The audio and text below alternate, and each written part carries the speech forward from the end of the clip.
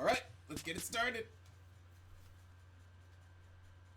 Greetings and salutations, everybody. I'm Arnold, also known as Murder of Birds, and I'm joined by Calaxon, and we are here to present the second annual Oscars, a RWBY Volume 8 award show. We are so happy to be with you all here tonight to celebrate RWBY's work on RWBY Volume 8. We want to acknowledge everyone who has brought this volume to life bigger and better than ever before. For this year's Oscars, we have more categories than ever in order to show I gotta move my thing real quick. The directors, writers, voice talent, animators, designers, editors, storyboarders, modelers, camera, lights, VFX, rigging artists, compositors, mocap, and even the musicians. We have a lot of surprises in store for this year, but I'll let you know 2 out of the 3 right away. This year, we did a ranked voting system, so the choices there we by go. the community would I think this looks better. I think this looks better. Okay. There were 10 nominees in some of the polls, but remember, we're only going to read out the top 5 nominees in alphabetical order. So if a character or piece or other item is missing, rest assured it was most likely on the poll. It just wasn't verbally re-announced in this video. We're also excited to reveal that we have many of our peers from the RWBY community joining us to present tonight's awards. And I just want to say thank you so much to everybody who joined in making this year's Oscars far better and probably the best that we've done from last year to this year. I've been looking at everyone's category submissions over the last few days, and I swear y'all are gonna love it. This is one of, if not the most ambitious crossover in RWBY history. In RWBY history. Fairy tale and myth character crossover, of course. And definitely one of the biggest YouTuber crossovers I've ever seen anyway. Speaking of which, since we aren't gonna split the revenue 25 different ways, we decided to donate any ad revenue, super chats, etc. to Extra Life, let's go! In the United States and Canada. Rooster Teeth participates in this every year, so I can't think of a better way to honor RWBY tonight than to support a cause that Rooster Teeth partners with on an annual basis. So that's enough from us. We thank you guys so much for your patience. Sit back, relax, and without further ado, let us begin the Oscars, a RWBY Volume 8 award show. Let's go!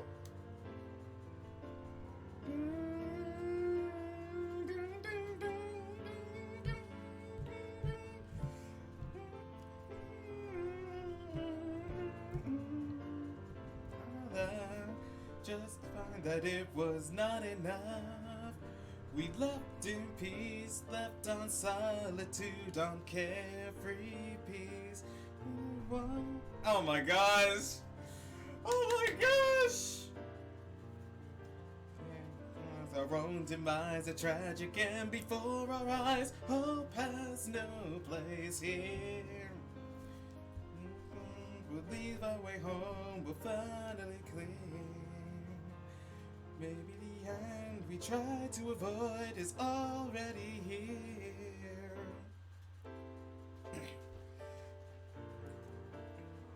The Oscars!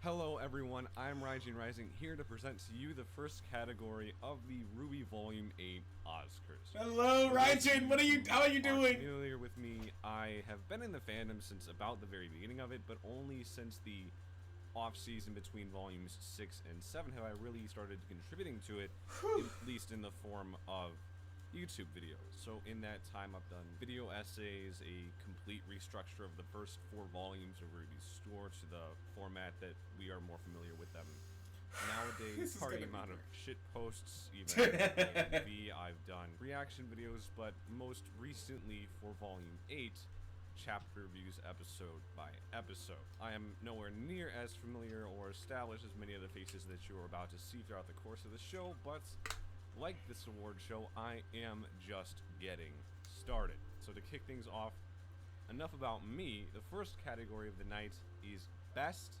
Environment. Best environment! A heck of a lot of work goes into the final product that the characters live in on screen. What is needed in the script gets concept art, which might get a matte painting, gets 3D modeled, a heck of a lot goes into the composites that looks much more like what we as the viewer actually sees, and from there on it's camera work and even the sound design. With that all being said, these are your nominees for Best Environment. Alright, who made it? Who made it?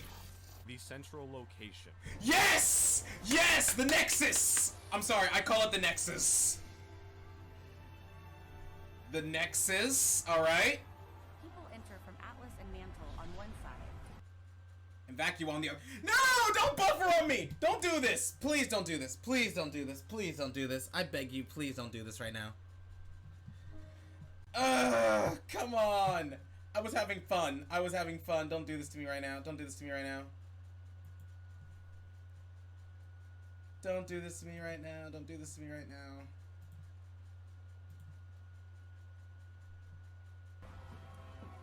Okay. The central location was first.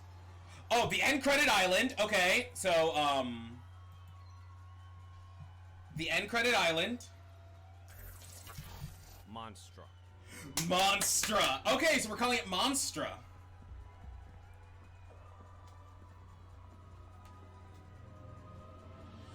Where they see Neo finally met Salem for the first time. This game is not yours to win, Cinder. Okay, so we had Monstra, we had... Schnee Manor. Okay, so Monstra, the Schnee Manor, the end credits, the end credit place, and the Nexus. Dang, you had to use that Bad scene? enough after what you did to father. Now you want us to harbor fugitives too? Our family has a reputation. That's what what you're you're- worried about? Your reputation? I'm just saying that we've already lost all the house staff. And Mother locked herself in her room. The Winter Vault. Oh, right, the vault. I'm surprised the vault made it in this. I'm actually kind of shocked the vault made it into this.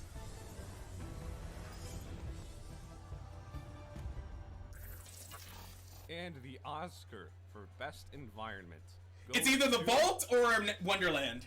Monstra. Really? I didn't expect Monstro to be the first one. Oh no. I honestly didn't expect. Okay. Thinking about. Okay, I honestly thought that they were gonna show Oscar getting beat up by Hazel. I'm like, what? No, not now, please. Punishment would follow. But okay. If what you said is true, and I use the password myself, well, I don't know what happens when this thing activates. So let's see if you're bluffing. Good job, I can Hazel. totally see it. And I Good gotta job, say, Hazel. What my happened? The choice, Winter I think Vault, the environment central really is in location. the top 5 as you would Wow. say. The top 5 are being read, and my choice for And Best the end Environment credit is island. Tundra Wow. from Not Chapter even a 2 of landslide. Tundra, They were very specifically close. That Yang and Ren have their argument in. The setting does so much for that scene, and you know, as I was saying with the camera work, there's 360 degrees. If I'm not mistaken, I'd have to go back, but there's 360 degrees of that set that you see. I think maybe even in as little as one shot, you see the entire tundra, and the way that the characters are immersed in it. You know, I'd say the sound design has a lot to do with it too, but it just felt so rooted in that moment. I really love the way that everything went in to really put. I can agree with all this. I can agree with this. As for Monstra, though, gotta admit, I totally get it. It totally deserves this win. You know, we are seeing a new set of Monstra almost every time we're in Monstra. We start out with the premiere episode of Volume 8. We with saw the Cinder and throne Neo room. walking through it. Neo just kind of, what did she get herself into? You know, we see the jail cell. We see the relic room. We see all the way up through the very finale. Once Monstra itself is destroyed, we see Salem Which still reintegrating shocked me that it herself actually into got what I believe destroyed. is a deconstructed. Like that easily. set Well, not from easily, but you know what I mean. earlier on. But Monstra completely redefined what a location in RWBY is. It is Salem's mobile command center for Volume 8. It's a grim and a location, and it does so much for Salem. So yeah, it deserves this win. So that about does it, but as you are aware, I am the first of many presenters for this year, so on to the next. On to the next. Who's next? Who's next? Good evening, RWBY fans. My name is Shayna! Yes! Let's go! Streamers, and I've been making RWBY content since volume. Oh my gosh. Making RWBY content since the Oh my gosh. I upload gaming videos and RWBY reactions to my YouTube, and I stream a variety of games on Twitch, including Hollow Knight, Sonify Strikers, and Pokemon. I also do cosplays. I'm most known for my Volume 4 RWBY. I'm happy cosplay. right now. You can I'm see so my happy photos right on my now. We got Instagram. so many You can find me people! on all my socials as Nerds of Us. And we're only just beginning. We're only just Currently beginning. playing Animal Crossing, Final Fantasy 14, Phasmophobia, and soon Assassin's Calm Creed yourself, Steven, Valhalla, calm and yourself. then Spider-Man Miles Morales on my YouTube, as well as the odd RWBY video. You can find me on my socials as SheNoobTTV or just SheNoob on YouTube. We are honoured to be presenting the category of Best Lighting at the Ozcars this year, for which RWBY has done an amazing job during Volume 8. The lighting in RWBY has been one of the greatest marks of improvement in the show throughout the years, with Volume 8 being no exception. Lighting is one of the biggest components that conveys mood in any form of media. Oh, And in best Volume lighting, my 2 bad. as Volume 8, this is especially important. The lighting this year has encapsulated the emotions of each scene beautifully, and we are excited to be presenting this award today. Now, without further ado, here are the nominees for, For Best best work. Lighting. I'm loving this already. See? Ultimatum. Yes! To defend this kingdom, its technology, its future, from those who see it destroyed. Don't make light of the situation. Yes! Still denies Atlas its salvation. Oh my gosh, please. Nuke Aftermath. This is also a good one, but I voted for James. I voted for James. I voted for Ironwood. I voted for Ironwood's ultimatum. This is an interesting award show. Yes, it is. Oh, Penny. It does look. The little auroras and the broken moon. I like it. It's nice. It's nice. It's very nice. You got this, Penny. You got this.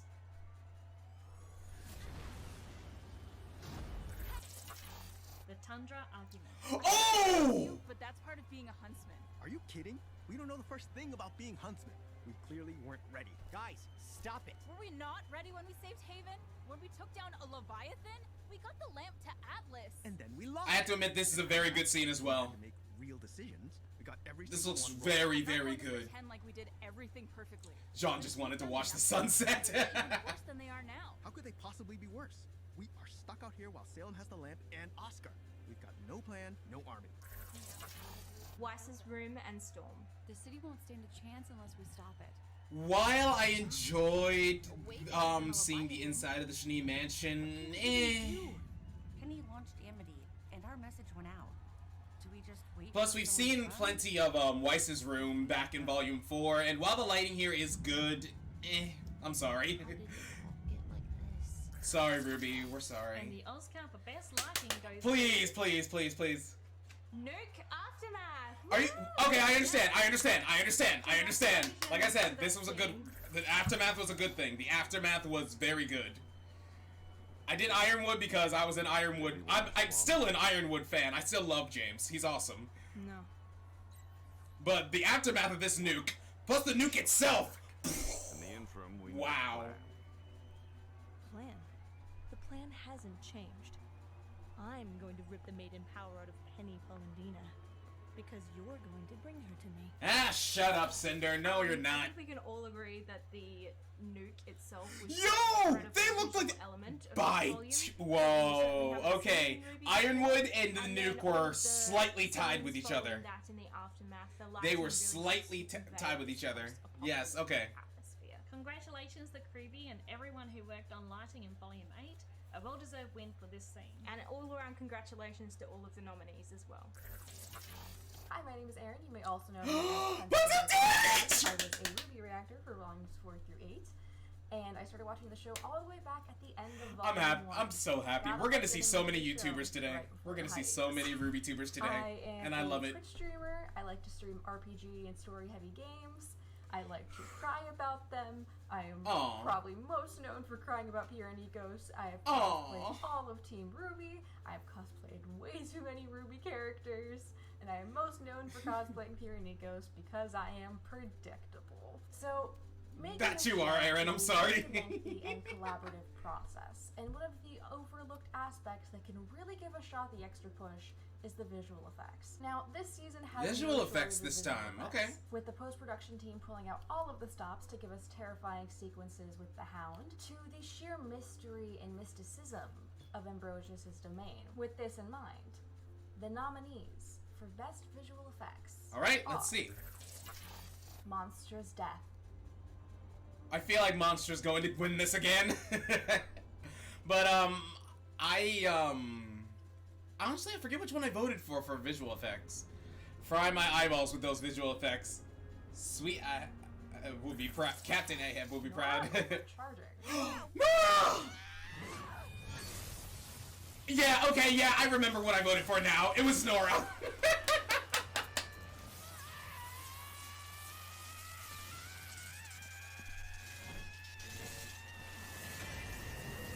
Hurry up, Elm! I can't. Be strong and hit stuff. Let's go. The nuke. Okay, the nuke might win though. The nuke might win.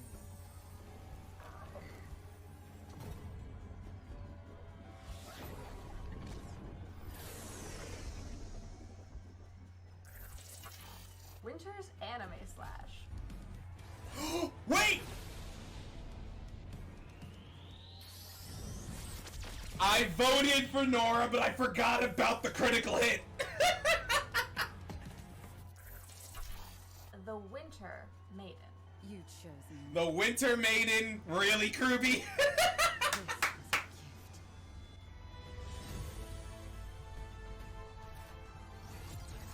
Nope.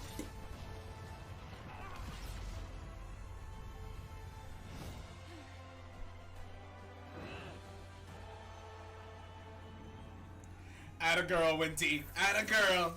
And the Oscar for Best Visual Effect in RWBY Volume 8 is the nuke. I knew it! What's the status of our group?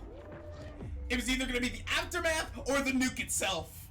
Let's go! This was actually the most explosive moment in RWBY. Let's go. It was actually this was actually one of my favorite episodes in Volume 8. Seeing that the episode was a heart stopper in more ways than one, and everyone, both the characters and the audience included, were hit with emotional blow after blow after blow after blow after blow until we all longed for death. And what better way to kind of kick off all of the heart-wrenching moments of that episode in all of its majesty than with a sequence absolutely devastating in its calmness and its silence. Congratulations to all of the nominees. It was really, really hard to pick between all of them. It was such an amazing volume, post-production-wise and story-wise. But visual effects really just have been kicking it off. Everything has come such a long way since the early days of Volume 1. Yes, it has. I cannot wait for you guys to see where it goes in the future. Salutations! I'm Taylor McNee, and I have the I'm a voice actor, a 3D artist, an author, I'm going to miss you! A nerd. I was RWBY. Taylor, I'm going to miss you. Seasons of RWBY, where I made 3D assets, I did art direction and environments. You know who made Nora's pancakes? I did. Torchwick's cane and hat and cigar, Ruby's headphones, Velvet's camera and glowy copycat weapons. Oh, you. Sun's nunchuck guns, dorm rooms, ballrooms, ships. I'm going to miss you, Taylor. Lamp posts and trees and benches and stuff, and so many other things, but mostly the pancakes. That was mostly the pancakes. You can find me over at the Simply Betta channel, where I'm obsessed already with there and fish tanks and aquascapes and aquatic plants, and I really go in depth into my hobby. You can also find me over at the Tabby Tabaxi channel, where I dance, and I'm going to be getting into my VR headset and rhythm games and streams and stuff. Thank you so much to Arnold and Calaxon for inviting me to present a category in the RWBY Volume 8 Oscars. Oh my gosh. Is a critical part of the creation of an animated series. It's what communicates the vision of the directors to the rest of the art team. It serves as a reference or a blueprint for artists to work with to create characters, environments, props, any digital asset, even communicating moods or feelings of specific scenes. It's one of the foundations of telling a story in a visual medium like an animated series. These are the nominees for Best Concept Art. Best Concept Art! Let's go! Ambrosius. Okay. We got Ambrosius. Are you crying? Yes, I'm crying! That's the voice of Penny! Of Penny Polendina! Oh my gosh. Oh yes, the bridge. The bridge, Ambrosius. The Hound! The Hound! Mountain chase scene.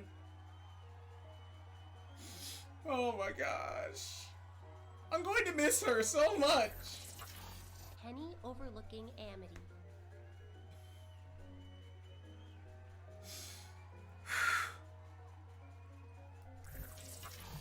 Silver-eyed Faunus. Oh, the silver-eyed Faunus. Oh, that's so creepy. And the Hound didn't make it. I'm shocked. Best concept art goes to Penny looking over Mantle. Penny overlooking Amity. Let's go. Not Mantle, Amity. Why? What happened? Her voice. You don't watch RWBY, so I'll say this now. Her character dies. That girl you see on the screen right here, she dies. So yeah.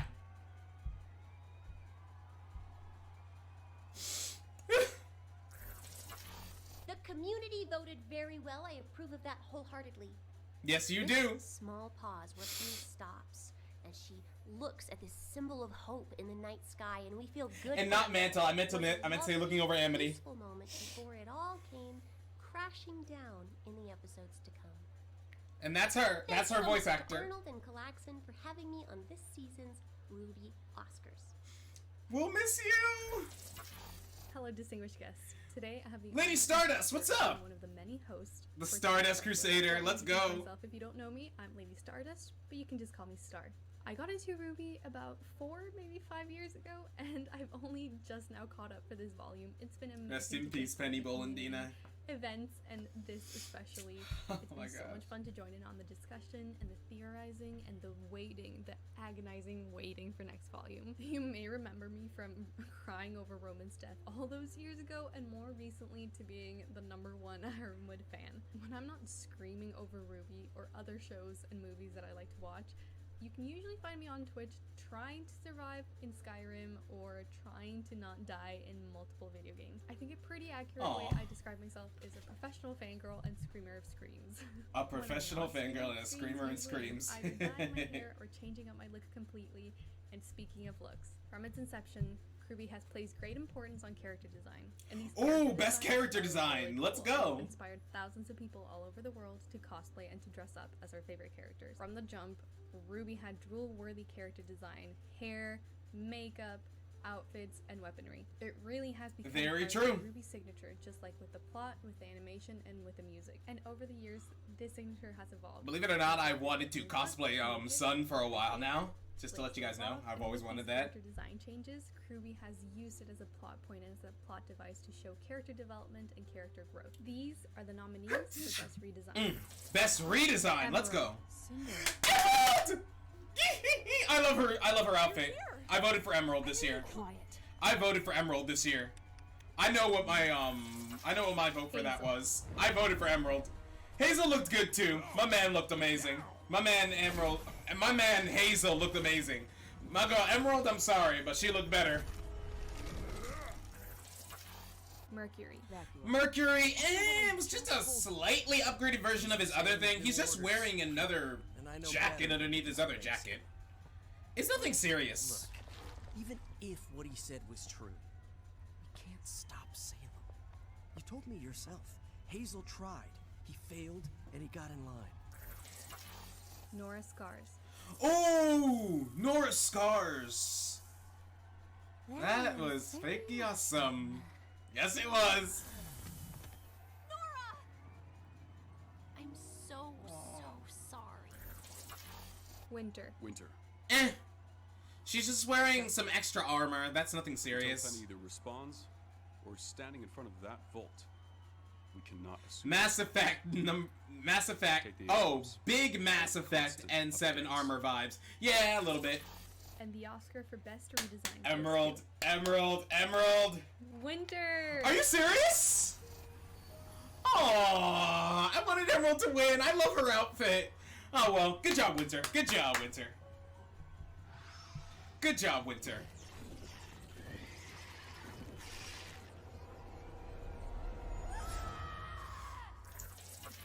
Congratulations to Winter. This one was so well deserved, and it was this redesign. She lost by 2.1%.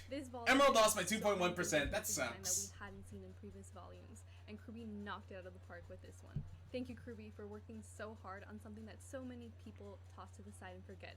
Character design is one of the This best is ways to show I'm character kind of a growth little and mad about development, that, but oh well. and this volume was chock full of it. So thank you to Kruby, and congratulations again to our winner. Good day, everybody. It is Klaxon and Hunter here. presenting Klaxon and Hunter, what's up? Merch. You may have already seen me, probably a little bit too much to be honest. But if you don't know, Hunter and I make videos. Is it okay to cry yet? Cry, Retro, cry. Discussions, analysis, theories on RWBY, but Yes, Klaxon and Hunter, they're both chaotic energy incarnate. RWBY merch, giving our thoughts to what's in the store, as well as showing off the pieces we've actually bought. So we are so excited to be announcing the award this evening. Not only did characters get new outfits this volume, but the fandom also got to dress up in some RWBY Volume 8 merch. RWBY merch is how we rep our favorite characters, from action-ready Winter and Penny, to metal Nora and Ruby, to stunning pieces for Junior and Salem. Speaking of RWBY merch, RWBY Ramen Bowls. The design team RWBY definitely merch, has to be let's go! here. And don't forget about those pretty glasses and mugs either. You'll want those handy as we toast to the winner and, of course, the nominees. These are the nominees for Best RWBY merch. in Volume 8. Let's go! RWBY Action Figure Collection. Nah. RWBY Glass Collection. Yo, the glasses look sick. I'm not even gonna lie. Consume RWBY product. Collection. Consume product. Rip wallet. Not to be confused with the metal semblance. RWBY Mug Collection. The mugs looked cool too. I think the glasses looked better. The Junior Salem Penny Ein Lee Collection. Oh, look at those scrolls. And the Oscar goes to... The Junior Salem Penny Ein Lee Collection. I'm not shocked. I'm not shocked. Penny! And look at our and look at Penny, look at the Queen, and look at Oscar. Let's go. Congratulations to the design team in Ainley. It's no surprise that the Ein Lee collection took home the crown this year. The wall scrolls were absolutely beautiful. The wall scrolls look sick. I'm trying to get one soon. Junior, or I guess what's left of Juniper, Salem, Penny, and especially Oscar, an amazing way to rep their faves. Or mourn their faves. It wasn't only the art in this collection, but the characters showcased that left an unforgettable impact on the fans. We can't wait to see what wonderful and baffling creations the merch team has in store for us next volume. I am really sweating right now. I hate that my AC is not on right now. Belladonna fish fillet knife, or an alternative reality tropical beach survival kit. What the frack? Hello, Oscars audience. Hey, let's Good go! to see you all. I'm Katie. Katie and Megan. And we generally do a reaction channel that's RWBY, that's all things Rooster Teeth animation. We also have a horror channel. Horror channel. Where we do all things horror, and that's where you can see me jump out of my skin if you want to. Yes, Silver Screams. Silver Screams. It's a good time. And of course, we have the obligatory podcast. We are part of Rooster Team Radio, where we team up with 2 other hosts, and again, talk about all things Rooster Teeth animation, all things RWBY. We have a very, very good time. We have been fans of Rooster Teeth since early Red vs. Blue. Yeah, it was like season 3 was what was going on when my older brother initially got me into it, and I've stuck with Rooster Teeth ever since. And I think one of my friends bought the season 1 DVD from GameStop way back in the day. That's where I got it too. That's how we All the way back from GameStop when it was there. Lucky enough to see the RWBY premiere at RTX, and we've been just in it to win it since then. And we are absolutely honored to be invited to participate in the Oscars and to present here. So thank all of you. Thank you guys so much. This is so cool. We're so I can't excited. stop smiling right now, you guys. I Without further can't ado, stop let's move into smiling. Our first category. Memes. Me. Social currency. If Weiss Internet going currency. up to Atlas through that vacuum is not You say is in not real life on accident, and then you have to spend the next 15 minutes explaining the context. Memes. We know them. We love them. The internet generates them, and we have generated some fantastic memes for this season. Some of them came and went in the span of an episode. Some of them stuck around for the long haul. And these are your nominees for best meme. Let's go. Before, after RWBY. Oh!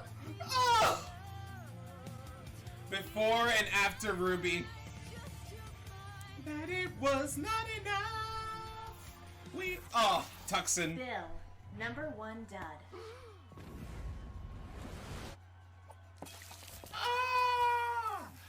Read the sign, Bill. Read the sign. No Don't food or you drink. Just pay attention. You're in here late all the time. Your coworkers. Remnant's Chew Toy.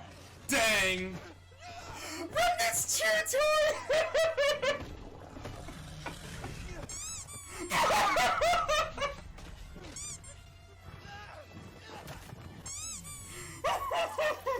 Team Arcos. You can do. Let me choose this one thing. The team that stays together slays together.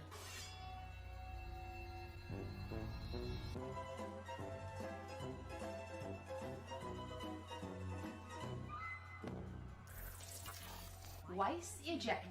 Weiss ejected! Weiss was not the imposter! And the winner is... Please tell me it's Weiss ejected. Yep, I knew it! I knew it! I knew it! If you Launch Circuit 2 and press launch.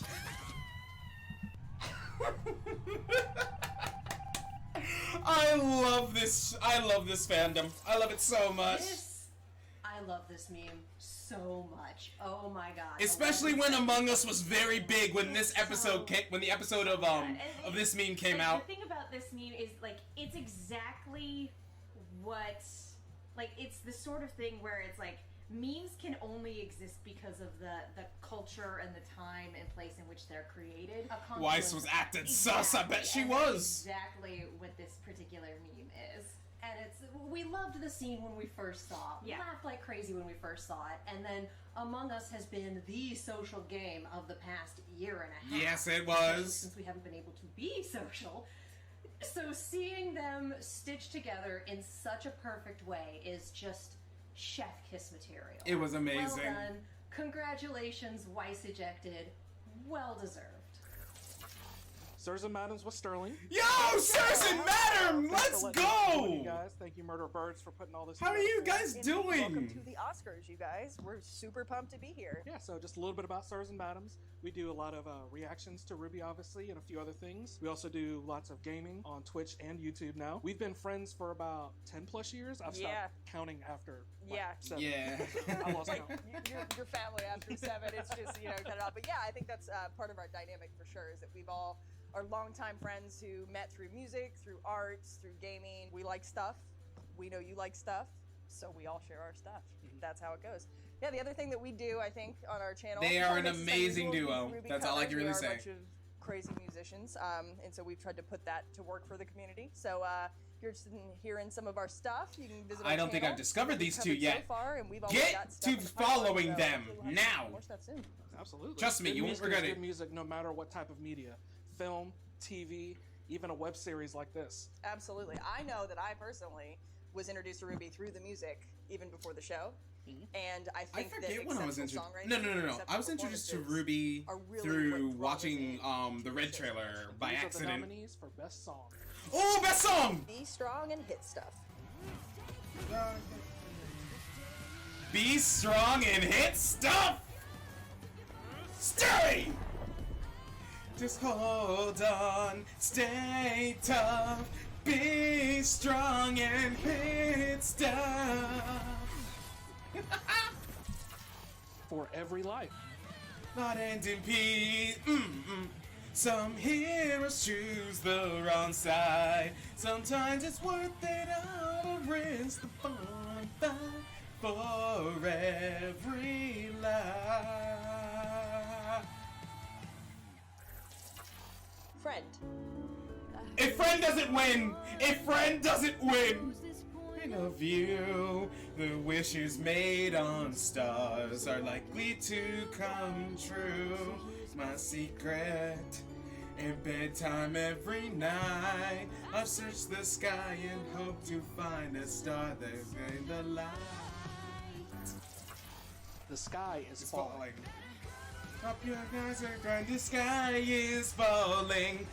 On the ruin of our life. The final day and calling. All done now.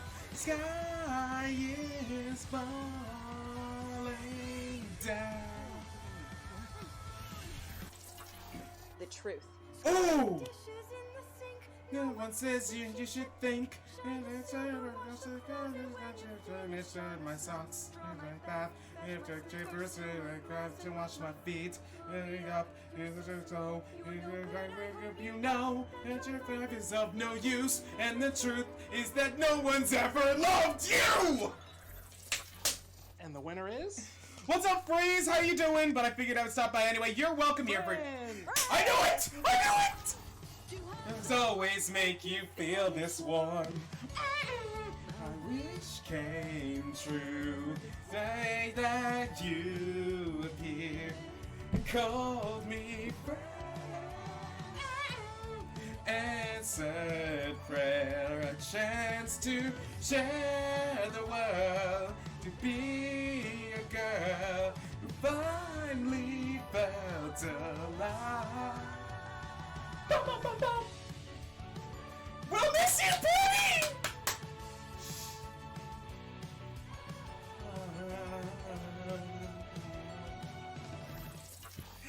Oh my gosh. But I feel like, you know, all RWBY songs. I'm gonna miss Penny so much. Super heartfelt or super a bop, and this song kind of transitions between the two. So very good choice, fandom. Yeah, and it was the perfect ending for the volume, just to encapsulate everything, and just like you said, the bop was just we needed so it good. at the end. So nice choice, fandom. Salutations. Hello, ladies, gentlemen, and others. Kaito! My name is Dan, the what's voice up? of Kaito Dan, and before anything What is else, up, Dan? thank you so much to Arnold and Cal for inviting me on as one of this year's Oscar Award hosts. This is a fantastic way to celebrate the end of the previous volume, bring the fandom together, and also, most importantly, give love back to the massively talented people behind the show, the RWBY. Every single person involved in this show deserve awards of their own for their hard work, That pure they do. talent, and dedication to this series that we they all love. do. Especially over this last year or so being the mother of all douche canoes. So yeah, thank you again to Arnold and Cal, and thank you massively to every single person involved in this show. Much love and respect. For those of you who don't know me, I'm the guy who makes all the bad puns on Twitter or on several RWBYtuber live streams. Yep. But I'm also a lifelong RWBY fan ever since the initial color trailers. And from Volume 2 onwards, I've been making several RWBY content, including episode reviews and reactions, as well as countdowns, news updates, and much more. I also react to several other Rooster Teeth works like Death Battle, recorded by Arazal and Ruby Chibi, and just anything else that I have a fancy in, like Still Nintendo waiting Direct, for season State 4 of the Play, real Smash Ruby Review. Chibi, Rooster But today, Teeth. I'm here to present a few voice acting awards as an avid fan of the profession. Voice acting by itself is no easy feat, as you're limited to just one part of the body best to bring voice forth actor. several unique personalities and characters of all shapes and sizes. And this year has expanded that challenge by many talents having to record their lines in unfamiliar territories like homemade booths, different studios, and if push comes to shove, their own wardrobe. Still, Volume 8 was home to some of the finest performances in the entire series, Yes. including many of the talented gents in this category, proving that there is a massive amount of talent in RWBY's long list of voiceover stars. These are the nominees for Best Voice Actor in a Supporting Role. Oh, supporting role! Christopher Sabat as Dr. Watts. Arthur Watts. There's a Vegeta joke in here. I know it. Let's go. Christopher Sabat, Dr. Watts. We're gonna miss you, Watts. Any less cumbersome. Oh, I trust you can come up with something. Ooh, the trust is palpable. Dave Fennoy as Pietro Polendina. He's right, Pietro. We have to remember the big The best Geppetto we could ask for. I care about my daughter. We know, Pietro. We know you care about her. And Are you asking me to go through that again? No. No. I want the chance to watch you live your life. Jason Liebrecht as Crow Bronwyn. He did a good job. He did a good job. He did a good job. I thought maybe I could be around somebody, anybody, without my semblance making it complicated. And now, oh, Crow. It feels like a childish dream. Gone. Crow. Like everybody else. Mick Lauer as Marrow Amin. Yo, Marrow was MVP of the Atlas military parts of this volume. I thought we could work towards something better. But now you're throwing it all away. Do you even believe what you're saying anymore? Do any of you believe in anything? I used to wear this rank with pride. Now I see it for what it really is. A collar. Shannon McCormick as Ozpin. I'd like to express Sup, Oz? that this is my burden to bear, not yours. His grudge is with me. No, it'll be even worse. He's holding back with me. I can tell. I understand, I do. But you've done so much already. The least I can do is give you a break and try to get us out of here. Still love you, And the Ozpin. Oscar for Best Voice Actor in a Supporting Role goes to Marrow. Chris Sabat. Rip. Okay, I think I know why. I think I know why. I said I had There we go. control, not that I could telekinetically force her to do whatever I want. I voted for Marrow, but I will take this. I will take this. Congratulations, Watts. Dimwit. She's on a set path now. At least she should be. As much as I hate to admit it, there seems to be some part of her capable of resisting. Regardless, it's only a matter of time before her mechanical body succumbs to the virus. She'll open the vault, then she'll destroy herself, and our little penny problem will be... Yeah, I think that's a more than deserving winner. You'll probably hear me say this a lot in these categories. Any people nominated for these awards could have easily won it. They've had some fantastic performances over the course of this volume. True. Chris Sabat more than deserved to win it himself. I mean, it is He's been Vegeta on after fire. all. Pardon the pun, given the last episode. His performances as Watts over the whole volume and beyond. He did obviously, roast like, Cinder, standout and performance Cinder is gonna be that roasted him back. kiss of a roast against Cinder midway through. I don't apologize. A fantastic scene that really showed Chris's talent at giving such charisma and vitriol and just arrogance in that kind of like bravado voice of his. He's a top tier talent in the world of voice acting by itself, and that quality just showed immensely in that scene. So, yep, Chris Sabat, you deserve this award. Good most job, Chris. definitely. Good job. Congratulations again. Next up, we have Best Oh, Voice Kaito Actor again. in a Supporting Role. Best Voice Again, their Actress this counterparts, time. The nominees in this category offered up plenty of noteworthy Alright, what we got? performances What we that got? showed quality acting can be found beyond the focused faces and major characters, further enriching a scene and oftentimes stealing it altogether. Be it moments of raw passion that gripped our hearts, or brief supportive comments that lifted up our spirits before the next moment of pain. These leading ladies showed great skill at making even the smallest of roles leave the biggest impacts. These are the nominees for Best Voice Actress in a Who Supporting gets it? Role. Who gets it? Anaris Quinones as Harriet Bree. Get out of here, Harriet. No one cares about you. Of the bunch, but I guess you're just as naive. Feelings don't matter. The job matters. When you lose someone on your team, you move on. Replace them. Like Mara replaced Tortuga, and Winter replaced... No! Aaron Zek as Blake Belladonna. I know Oh, Blake. you don't always know what to do, but that's never stopped you from doing something. I was like that as a girl, but time and a lot of other things took their toll on me. Why you? Barbara Dunkelman as Yang Xiaolong. All of this endless death. Yang Xiaolong spitting straight facts. Yes! Once upon a time, This scene. nobody gets a fairy tale ending. Everything I've lost, every person I've lost, is because of you. And who is it I've taken from you, girl? Summer Rose. My mom. Kara Eberly as Wai Schnee. Snowshoe Shipping is an SDC subsidiary, meaning all the drones here report to the company, not the general. The pneumatic tubes allow for dust refined in the crater to be sent straight up to Atlas.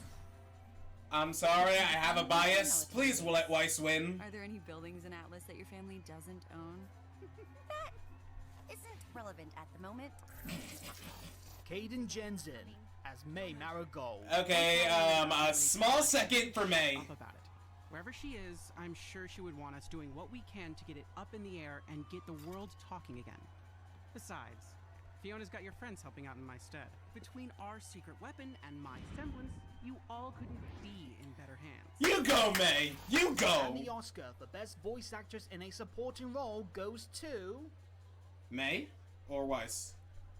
Aaron Zek as Blake Belladonna. You know what? That doesn't shock me. That doesn't shock me in the slightest. You don't always know what to do. Everyone loves Blake. That's never stopped you from doing something. I am not shocked. But time and a lot of other things. Have fun. Good job, Blake. Very good job. And that I wasn't sure if that kind of girl could actually survive in the world. Until I met you. It was a little strange at first because you were younger, but I've always looked up to you, Ruby. Aww. And I still do. Okay, Blake and Ruby's little moment was amazing. All of them in this category, just fantastic performances around. Especially for me personally, I really love the performances from Daenerys and Kaden. Aaron won by 1 vote? Wow! Made me invested in their characters. The same can be said for all the ladies in this category. They more than deserve their nominations, let alone the possibility of winning. As for Aaron, just fantastic performances all around. She's really showing, now that she's lifted off some of the weight of Adam on her shoulders, that Blake can be a very sincere, very supportive character. We got that fantastic moment with Ruby that showed that underneath all her... Okay, I can, like I said, I wanted Weiss or May to win, but I can see why Blake won. I see why she won. Scream. So I'm not mad. I'm not mad. Just a little... when Yang fell. Slightly that's disappointed. Like Slightly. Lines and performances that's gonna live long in the memory. And that just shows that Aaron just absolutely kills getting right down to the heart and emotion of a scene. Just a fantastic performance, just an all-around brilliant showing from Ms. Zek. Congratulations. We now move up a level to Best Voice Actor in a Leading Role. Ooh, here we go. Themselves away from the mic just as much, if not more, than their characters' thrilling arcs have made them. Okay, so we're going for leading male and leading female. Actors over the course of the whole volume took charge with consistent grade A performances, further proving their genuine, award-winning talent, be they seasoned veterans or relative newcomers to the acting scene. Whether it was performances that made the pain of suffering sting all the more, further celebrated moments of massive growth, or just entertained us over every bump on their rise and falls, these lot made sure to give every scene task their way their very best. And I can say in full confidence, mission accomplished. These are the nominees for Best Voice Actor in a Leading Role. Best Voice Actor? Aaron Dismuke as Oscar Pine and Ozpin. You see, that is why she came for you. Because she could make you Oscar Protection Squad, where were you? Exactly! Yes, but Oscar, the people of Atlas, Remnant, haven't done what you've done for justice. You've done it for yourself. Because she pushed you to think it would help you. it. I love Oscar. Jason Rose as General James Ironwood. We have one bomb. James has been carrying a few of these episodes in Volume 7, in both Volume 7 and Volume 8. Neither of us want it to come to that, but one of us is willing to do it. If anyone tries anything other than what I've ordered, Mantle is gone. You have 1 hour to respond. Miles Luna as Jean Arc. Let's go, Jean! Let's go! I did cheat my way. I voted for Jean.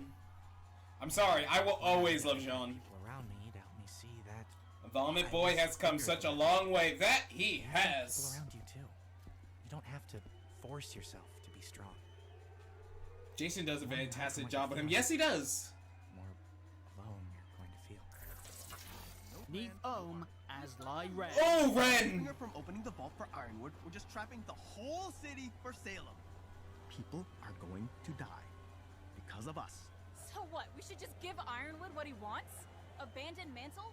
You think Atlas is still going to be able to float to safety now that she's here? I don't know, but these aren't the kinds of decisions we should be making. Oh, We have no idea Ren. What we're doing. Okay, both of you, cut it out. I'm just saying what nobody else wants to. We're in way over our heads. Ruby is barely more than a kid. I'm just an orphan from the middle of nowhere. Ren, You cheated your way into bacon. Dang! As Hazel Reinhardt. Hazel will be. Oh, Hazel. When she came for me, I killed her over and over again. The longest she was gone was only a few hours, before she put herself back together. When I couldn't lift my arms anymore, she showed me that through her, I could have the vengeance I needed. Hazel. And the Oscar for Best Voice Actor in a Leading Role goes to I don't even know who's gonna win this one. Jason Rose as General James Ironwood. Congratulations, good sir. Good job, James. Good job, James. Good job, Jason. Tell me where you are, and I'll have you picked up right away. Atlas needs you, Penny. Salem is here. She's not going anywhere until you change your mind about Mantle. There's still a chance for Remnant to Mantle? You're still worried about Mantle? Remnant is doomed, Ruby. Unless we leave, Salem will destroy Atlas, and with it, any hope humanity has left.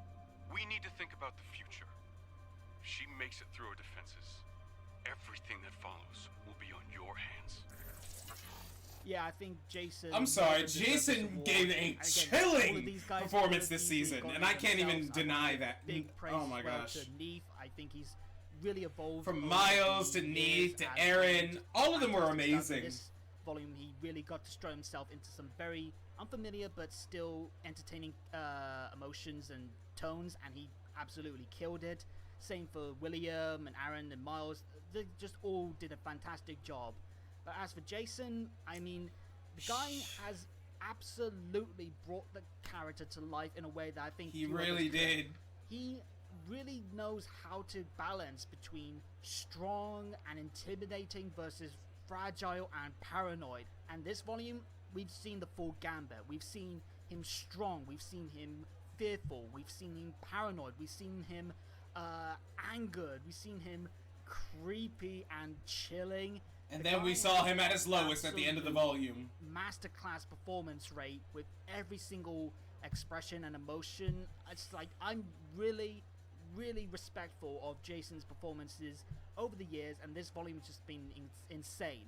One of my favorite performances from him is, I believe, in Ultimatum, where we got 2 different laughs from him over the course of like a few seconds, and Jason just twisted enough with enough of a more like darker edge to it that it sounds so different, so you can tell that this is the point when Ironwood has well and truly gone off the deep end. Yes. They're trying to save Mantle.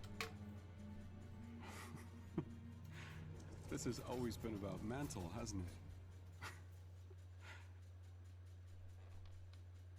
I need to make a call. That A scene gave fantastic me performance, goosebumps. And Jason more than deserves this award. Absolutely fantastic job. Respect to you, good sir.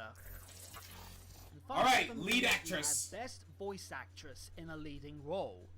Each of these immensely talented women made gold out of their characters' most enticing and layered content in recent years, many of them having to branch out into vastly different material than what's attributed to their characters. And yet these lot took to these uncharted waters flawlessly, showcasing their range with equal skill to their already richly praised work in So the past. I'm gonna think the From tender or nominees: fragile Ruby, to bold Cinder, and chilling, Emerald, whatever the scene, and as a these joke, leading Neo. ladies did not hide away from the spotlight of center stage, but instead stood proud and showed us all why they earned that spotlight, and why without them, many of our favorites lose a core piece of what makes them truly special. These are the nominees for Best Voice Actress in a Leading Role. Let's go! Elizabeth Maxwell as Winter! Lindsay Schnee. I repeat, is anybody receiving these messages? Can anyone report status on the evacuation? You guys will know when Fighting the enemies of this kingdom. the person I vote for is shows And up. I won't start now. Jen Taylor as Salem. Let's go, Salem! Yes, I voted for Salem. Love Salem. Jen Taylor is amazing. Ada intensifies. Yes. Souls indeed. One of you is going to tell me what you know. I don't much care if it is you or Ozma. Either way, I'll finally have the relic. Lindsay Jones as Ruby Rose. We want you to There make we a go, new Ruby. version of her, using her exact same robot parts. That was curiously worded, girl. An exact copy of her would include the virus. An exact copy of her without the virus would cease to exist the second you make something else. This scene. I kinda want to keep her around longer than that. Samantha Ireland as Nora! Valkyrie. Nora! Lives, but I feel like I understand him less now than ever. He loves me, he loves me not. Oh, why'd you do her like that? Who I am. Good job, Sam. You did a great job this volume. Pretty sad, huh? Oh, Nora. Taylor McNee as Penny Hollandina. We'll cross the Look, bridge, look, then look. go left, Okay, straight, look. right, straight, I left, love left, Penny. straight, right, I right, love left, Taylor. left. But And my name Salem. is Penny. But Salem, though. And the Oscar for Best Voice Actress in a Leading Role goes to Taylor McNee as Had a feeling. Lindsay. Had a feeling. Let's go. Congratulations. Let's go, Penny. And after the launch, I'll return to help you all with the evacuation. No, you won't. They need me here. Right? I guess we all have to do some things we would rather not. Oh, Penny. Just a fantastic Taylor, job you did a great with the character job. that Wow, is Jen usually didn't very even make it to the straight top on 3. one I'm note, shocked. Chipper and bright-eyed personality, but over the last 2 volumes alone, I'm very shocked and in about this that. volume especially, Good we've job, really Penny. seen Good job, the Taylor. You did a range good of job. emotion in the character and in Taylor's performances. Again, any of the other ladies in these categories could have easily won them themselves, but I think Taylor just absolutely shot to the stars and shined bright with how well she's able to explore Penny's want of being able to make her own choices and Her own decisions. desperation in her voice. We've seen her feel more human. We've seen her sad. We've seen her angry. We've seen Thank you her for the hydrate desperate phrase. for just attention, for respect, and just that one tender moment where she's hugging Ruby and she asks, "Do hugs always feel this warm?" At that moment, you really feel that Penny has finally. Are we really gained doing this herself during stream? of Come on. a I mean, during the humanity that Oscars? she Come desperately on. wanted, but at the same time, when you look back, you do hear just how human she is, and Taylor just absolutely. Just a fantastic performance, really making her so Penny. endearing, so charming, but also so bold and brave. She is the protector of Atlas. She is the kind soul underneath the metal skin. She is one of the most endearing, sweet, brave characters in the entire series, and she went out with a performance that broke me in several ways, and that just showed Penny not only Polendina, just, rest great, in peace. writing for the character, but the writing is elevated by Taylor's beautiful, sincere, genuine performance, and massive respect to Taylor. Much love to you, and everyone has been nominated in these categories. Congratulations to all the winners, and everyone who was nominated. Sirs and madams, it's Hey, Cheryl yo, and what's Sterling. good? We're back. Hi. We missed Oh, you. we're going backwards? So, this next category coming up, before we present it, we want to give a special shout out to the 2 people who made the voting process Shooting the possible. score. Oh, best scores! Over the course of RWBY this season to make sure that the best ones were available for you guys to vote on. And since everybody who watches our channel knows I suck at the English language, we just want to give a shout out to Mitchell. And Sarah. So thank you guys very much for your contributions. We hope we do you justice in this category. When it comes to storytelling, one of the most important aspects of TVs and movies is the score. The score Yes, best scores. Let's go. Weaving a tale. And without the character even saying anything, the music going on in the background can make you laugh, cry, or even tell you what's going on in the character's head as they're doing the scene. And sometimes a piece of music in RWBY specifically will make you remember an exact scene, an exact moment, and an exact time in our characters' journeys. Here are the nominees for Best Episode Score. This is good. After the Fall. No! After Yang falls. Darn.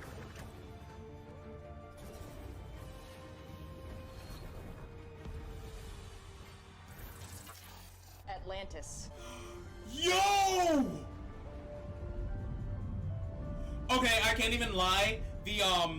When Atlas fell, hearing this music felt so ominous. Like, oh my gosh, this is just the beginning. Like, you knew this was the end of Atlas. Penny's choice. Salutations! You made it! Oh, Penny. Where?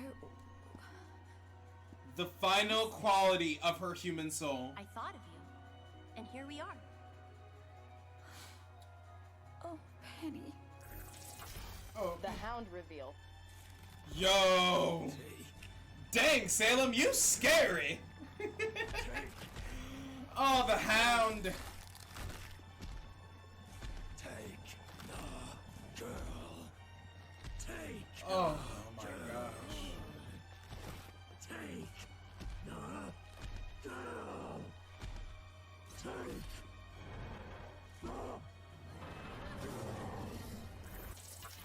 Winter's Gift. Yes! This was so triumphant, and I loved it. Maiden powers, the gift that keep on giving.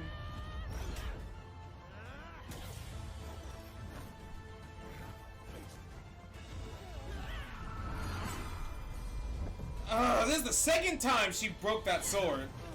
Basically.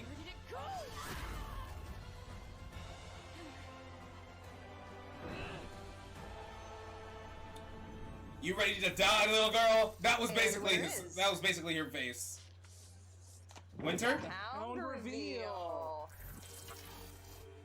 Yeah, and this little song after the hound was killed, I loved it.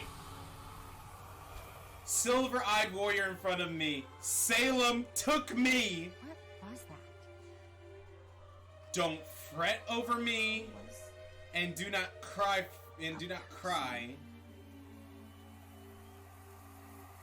Your silver eyes for me.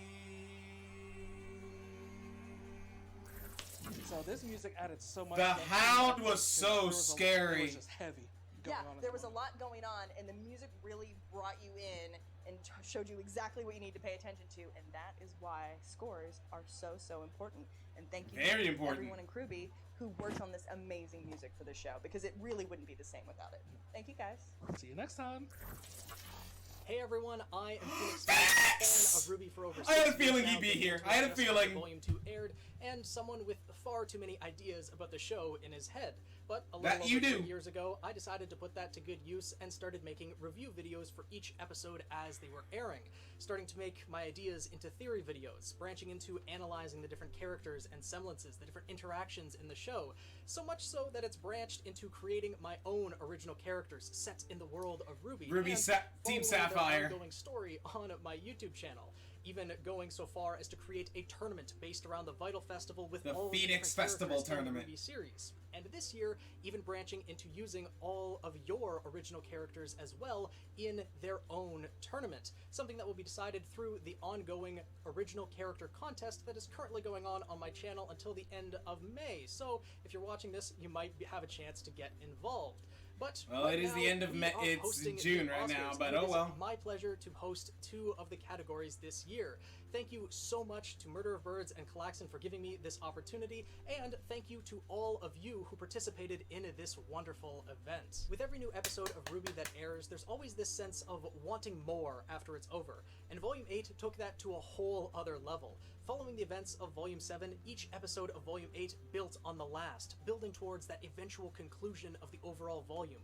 Every episode had so much work put into it, and it's so apparent that everyone who worked on it wanted it to be the best that it could be. I hope everyone who worked on it is proud of their efforts, because we as fans couldn't be happier with the end result. I personally think that Volume 8 is one of, if not the best volume of RWBY so far, and I really look forward to seeing where everything goes in the future. But for now, we will see what episodes of Volume 8 are the best. Oh, the best These episodes are of your Volume 8. nominees Let's for go. Best episode. Chapter 9, Witch. Hazel to the rescue! I really don't know. Boom! Let's go, Hazel! Whew!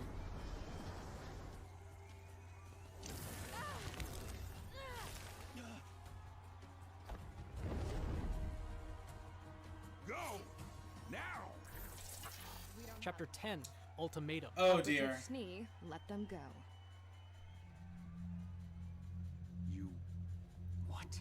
Okay, first of all, I'm still mad at. Toward the creature to rescue their friend, and they never came back. Shut up, Harriet! Shut up! Yes, I'm still bitter over Harriet. I'm sorry. I don't care about the ending of Volume 8. They were. But I'll let it go for now. I'll let it go. Now I have nothing. Chapter 12, Creation! Do hugs always make you feel The this Blue way? Fairy makes Penny a real girl. Yes. I never made that connection. I feel so stupid. We make sure our theory works. And start the evacuation.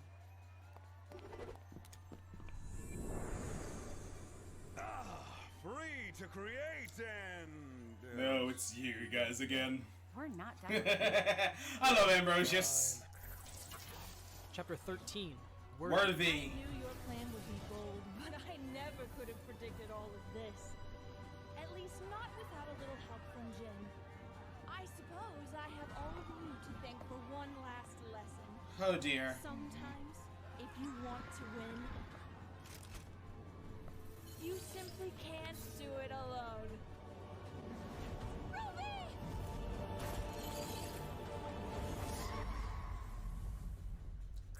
Ugh. Chapter 14, The Final World. I almost said Final World. No! You have sacrificed everyone else. You closed the borders. You squeezed Mantle until it broke. And the Oscar for Best Episode goes to... The Final Chapter Word. 14, The Final Word!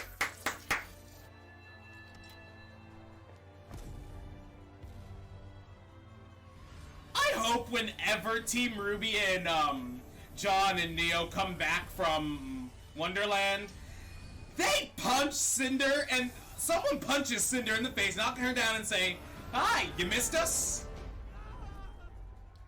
Oh, John. I'm sorry about that, buddy. This is honestly so fitting for how Volume 8 was structured, with the siege of Atlas starting at the beginning of the volume and culminating in everything that we saw throughout leading up to the finale. The hacking of Penny, forcing Team RWBY and everyone to get the Relic of Creation and ultimately abandon Atlas, trying to save as many people as they could. And the episode itself had everyone on the edge of their seats. Who is going to fall? Who is going to survive the volume? I want it to And be Neo same. Get me started about the cliffhanger. Neo at the doing it end. would be If funny. you want to talk about leaving us off so we wanted more? We ended with Wonderland, not knowing the fates of half of our main cast, and Seriously! honestly, this episode should go down as one of the most iconic episodes in RWBY, and I'm really looking forward to seeing where this will take us in Volume 9.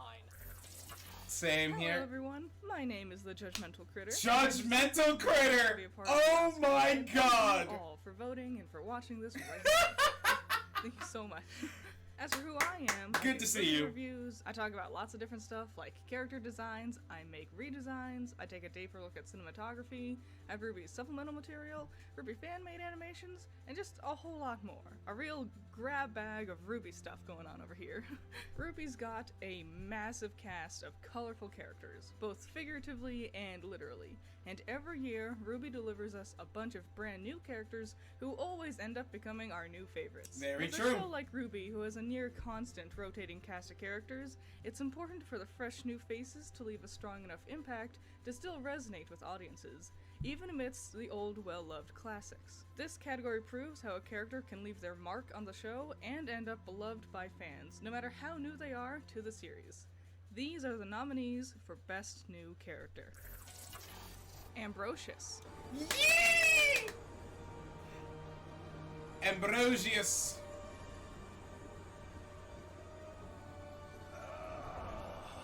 Seems someone has come to engage my creative wiles. All I'll say is it had better be worth it after my last project. A floating city? How pedestrian. Fiona's uncle. Fee. Aww. We got another fight breaking out. Crap. Thanks, Uncle. We'll handle it. Madam. You're to make sure the laundry is full. Get her out of here. And the floors are clean enough to eat off of. Now hurry and get to your chores. The floor looks filthy. Rhodes. Rhodes! My character. I voted for Rhodes. I loved him. He was great. Fair. Even if he was a one-off character. Can't really blame you for what you're thinking. You don't know what But hurting them isn't going to make your life any better. Cinder, you could have been so much better. But you're gonna be running for the rest of your life. The Stepsisters. Oh, screw them too. Just like their mother. Screw them. You missed a spot.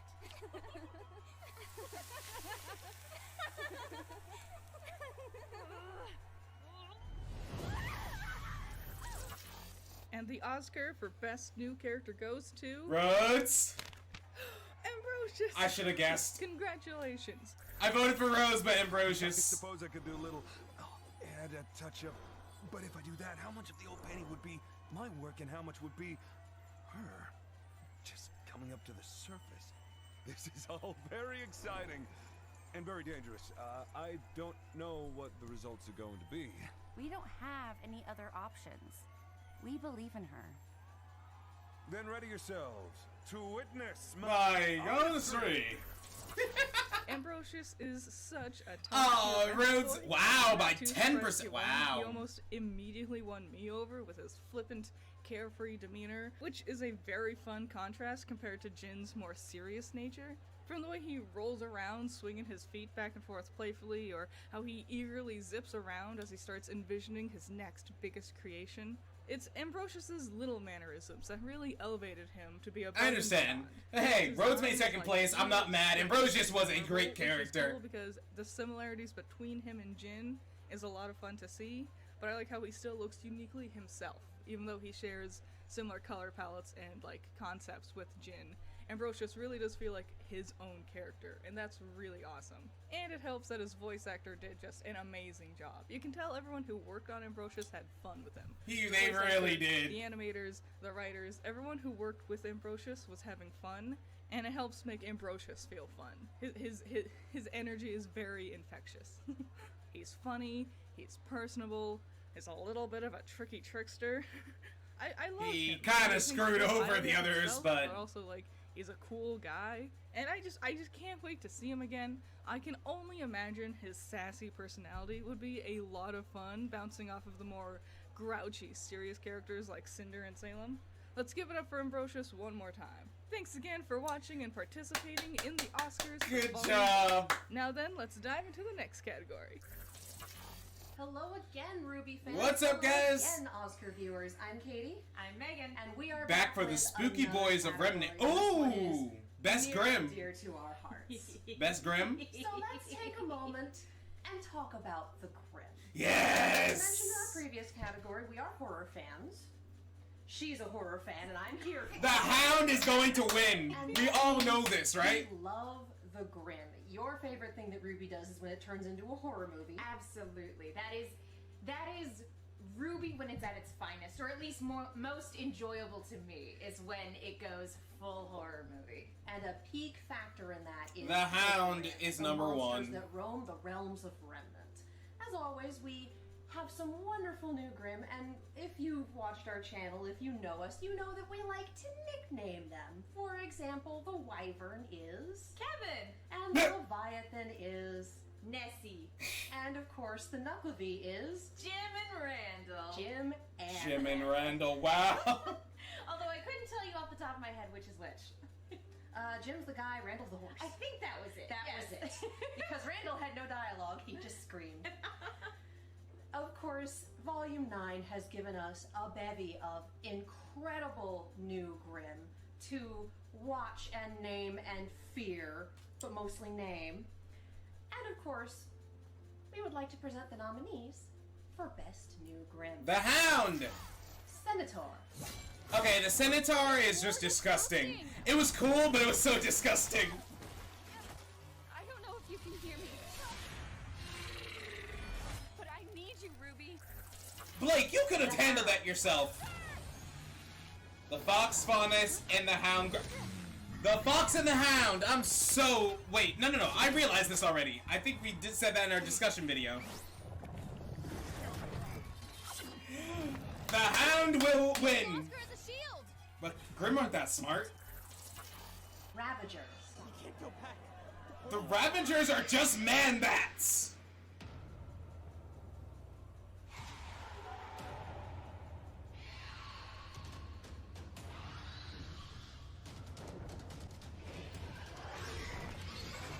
But these are Vacuo Grim. That's amazing. Sulfurfish.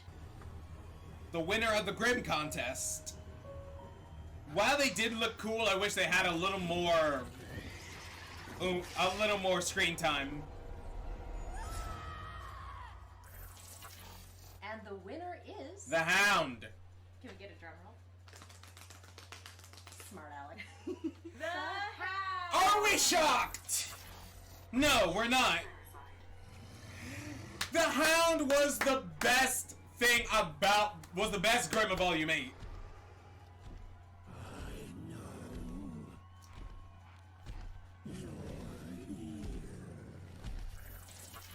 We love the Hound so Yes! much. Yes! I'm so excited.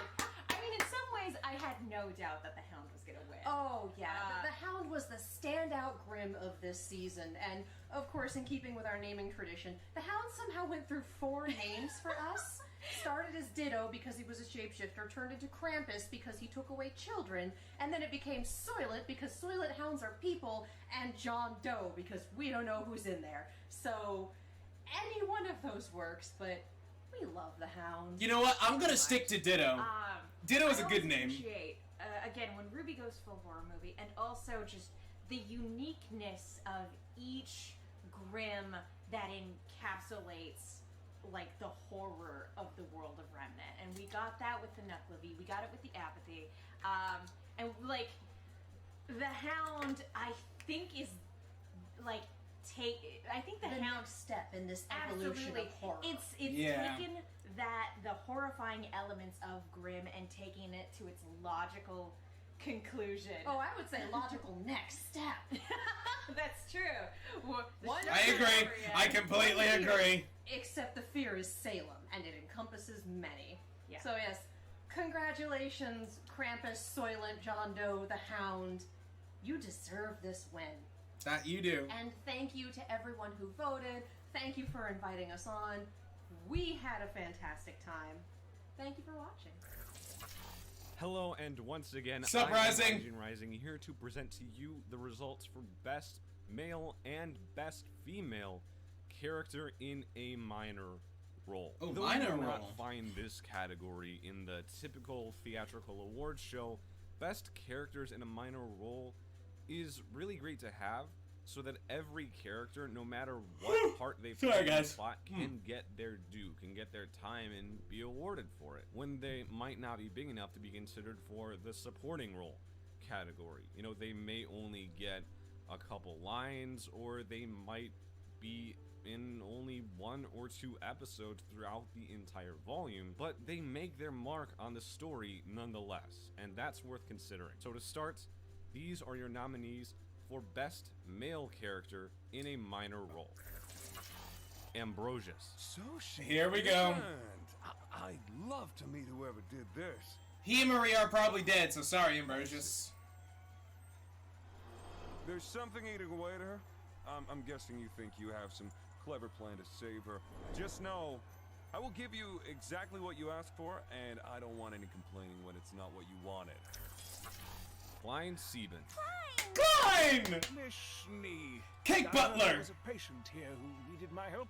I am so sorry, Klein. It's my fault that Father... Please don't worry, my snowflake. It had nothing to do with you. And everything to do with Jacques. Mercury Black. Those are Salem's new orders. Sorry, Mercury, you didn't talk enough for me to care about you this season. I'm so sorry, man. Look. I love you, but... What he said was true. We can't stop Salem. You told me yourself. Hazel tried. And the fact that they're using the same clip Big guy's not gonna pick fights he can't win. Neither should kind of improves my point. Rhodes. How old are you? Rhodes! 10. And you want to be like us? You want to be a huntress? Then we've got about She 7 took years your swords to kill them, Rhodes. to train you for the huntsman exam. Tyrion Kalos. Tyrion! Tyrion! So devoted to someone so incompetent. While the good doctor and I were advancing the will of our goddess, dismembering the very body of this kingdom, you were merely atoning for past failures. Dang. And the Oscar for Best Male Character in a Minor Role goes to... Ambrosius. Well, everything appears to be in order. Oh, just so you know, I did vote for, I voted for, Tyrion. Because I love Tyrion. So, it's done. Yeah.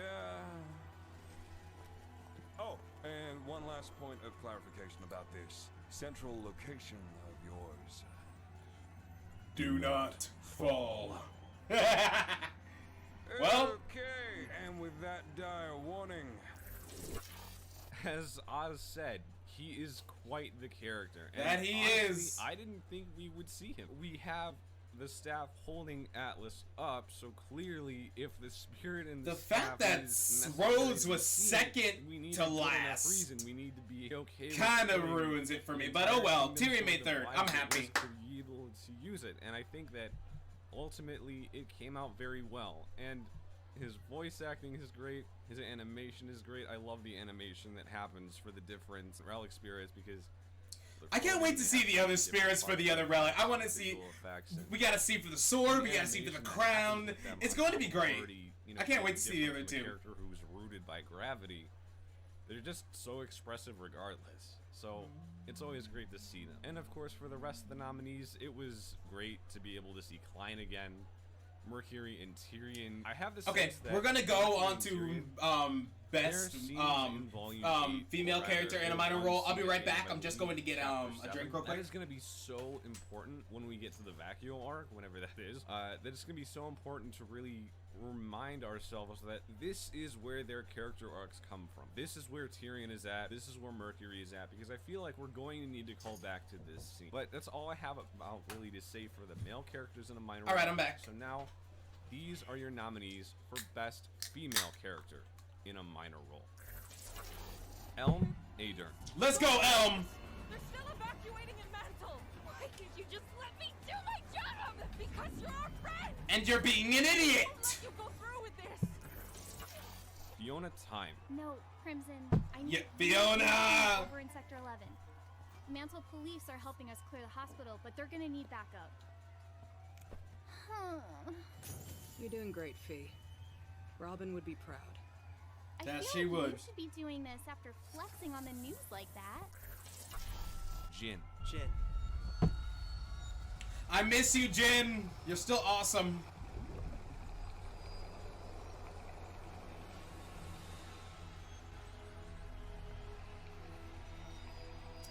How you doing? Hello again, old man. Did you have a question for me?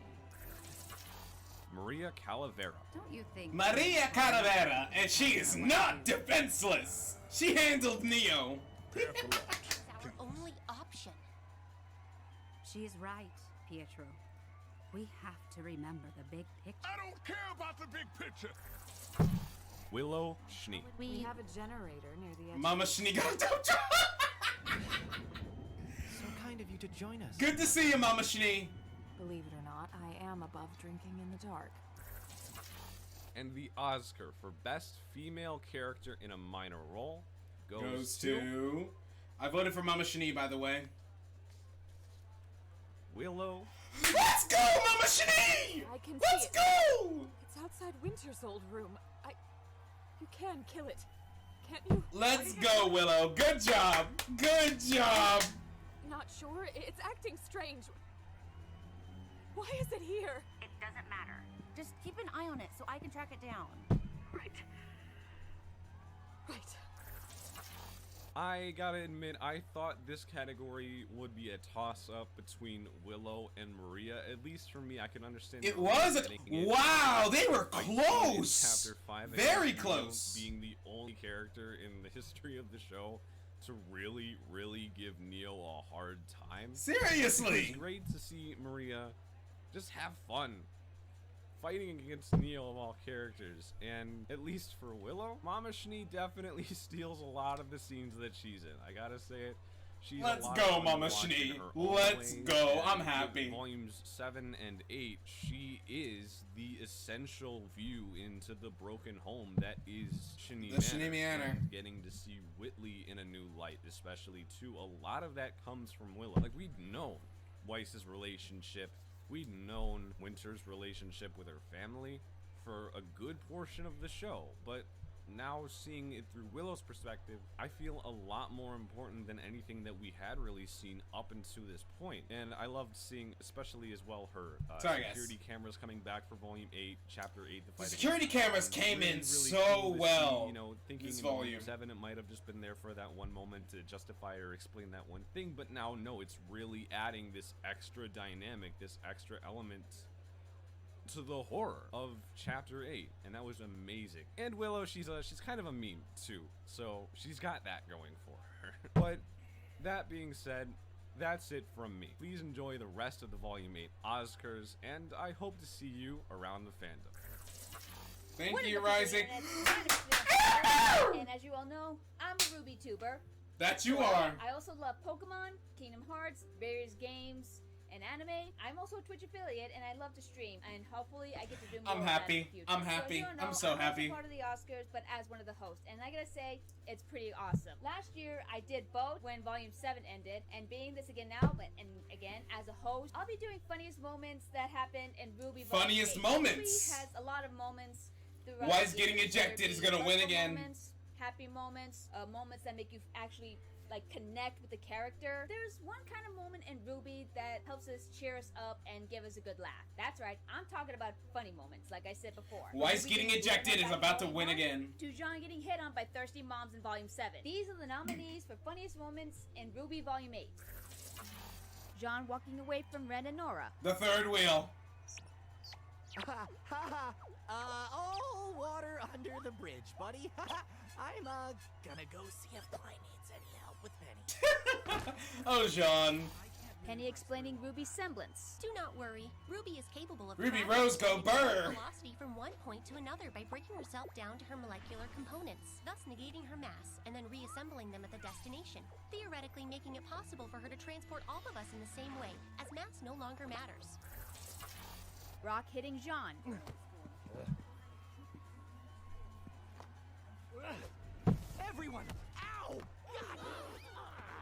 This man dove behind a trash can. I'm still on that. I'm, gonna need your attention. Weiss gets vented. So how do we use this thing? Weiss getting ejected. It should be simple. If you lie back in the tube and press launch...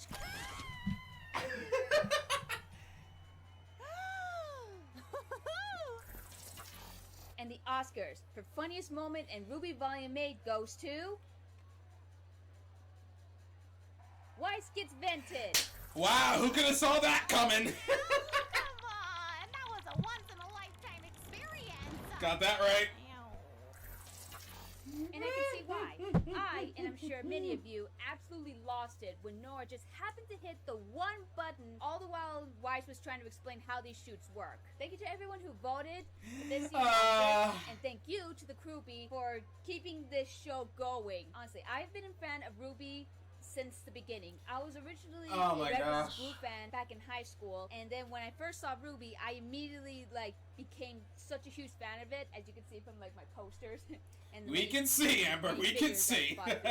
From the very beginning, we can see the transition from how it all started to right now. All the voice actors, all the animators, screenwriters, everyone is awesome, and I can't wait to see more of this in the future. And for the RWBY community, it's just such a fun thing to be a part of, and I hope you all enjoy this as much as I did. Again, thank you all so much for voting.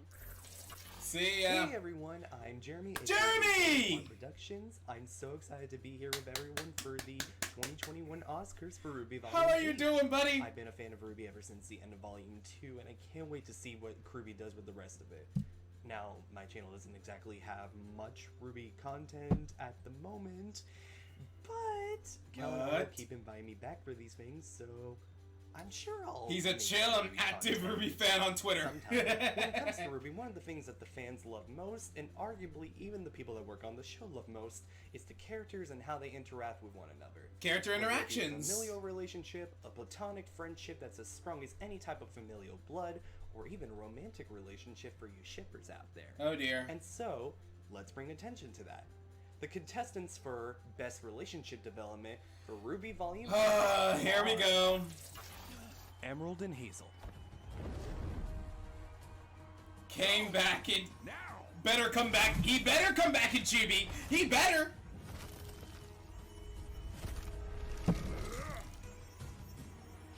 Hazel. I bet Hazel was looking at Emerald like his little sister. Penny and Winter. 2 volumes of role reversal. Oh, Penny and Winter. When you're gone. I won't be gone.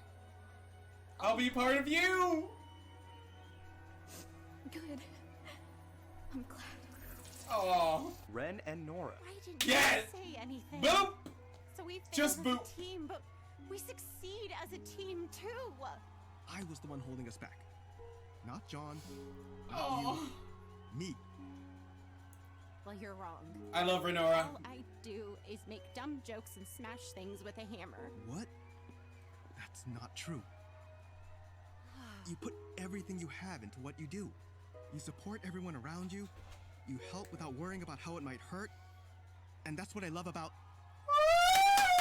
Ren! Why Ren! I love you. Yes, you do. I was the protector of Mantle. Nuts and Dalt shippers, I feel for you. Yeah, our ship is dead, people. Our ship is dead. I wish I was not. Oh, Penny. But you're still you, Penny. By becoming the Winter Maiden, you did protect Mantle. Thank you, Ruby. Aww. Weiss, Whitley, and Willow. The Schnee family will rise again, but in better conditions. I hope that happens. I didn't forget you. No, you didn't. Go!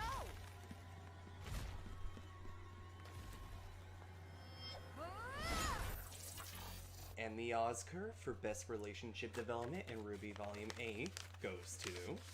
The Schnees? Or Ren and Nora? I'm not surprised in the least. Ren and Nora! It's Ren and Nora. Ran from the Grim and left me behind.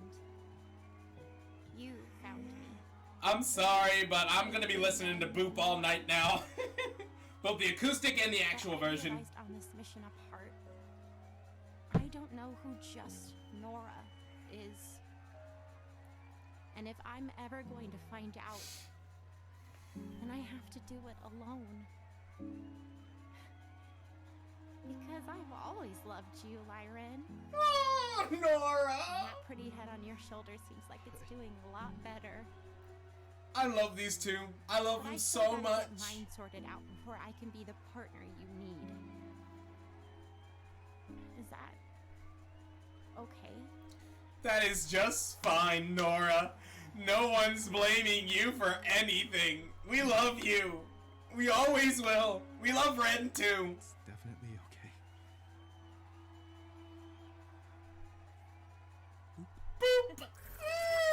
I figured Ren and Nora were going to win. For me, they I love definitely these two. were one I of the love them best so much. relationship outcomes to come out of RWBY Volume 8. It's Ooh, the very Sneeze rare made in it second. media, Nice. in my opinion, to see a romance that actually comes out and says that these two people need to figure out who they each are as a person before they can get into a romantic relationship and force anything. Best female.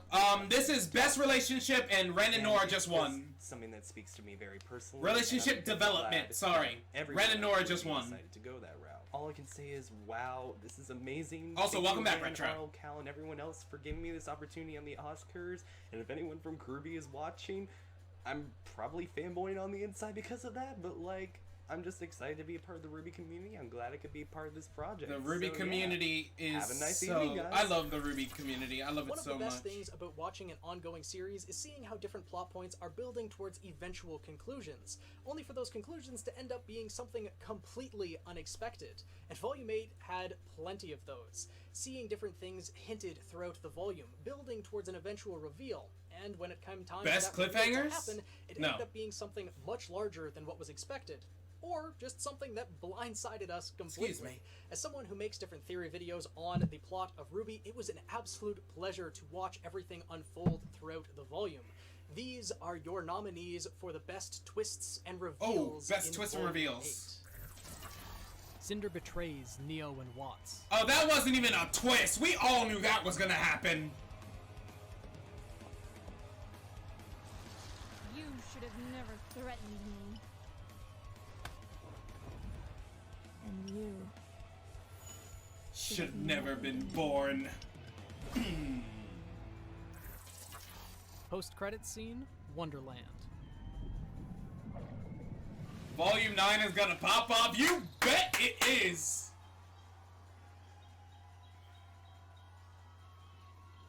Aww. Crescent Rose, Wonderland, and that giant world tree.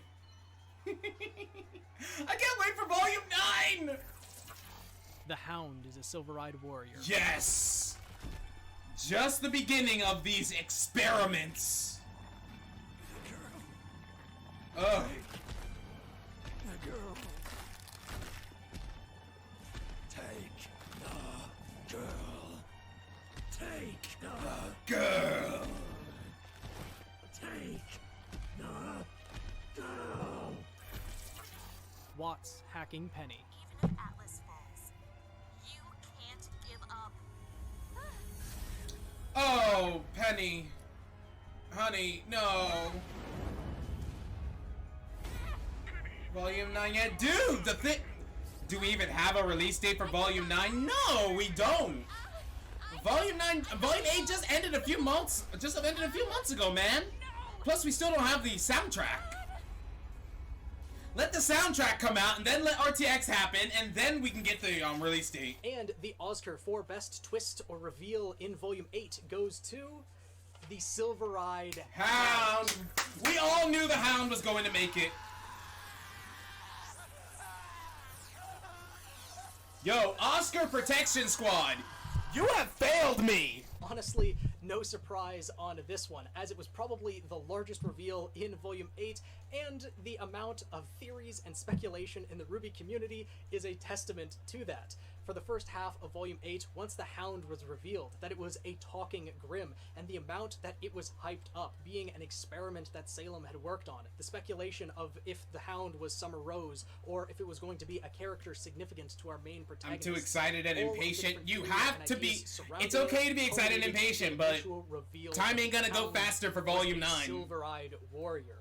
This was an amazing plot point to put in the volume, and the best part about this twist/reveal is it's not over yet. There is still more to build on with it, and I am so looking forward to where it is going to be taken in the future. I honestly want to see more Silver-Eyed Grimm. Right, welcome everyone.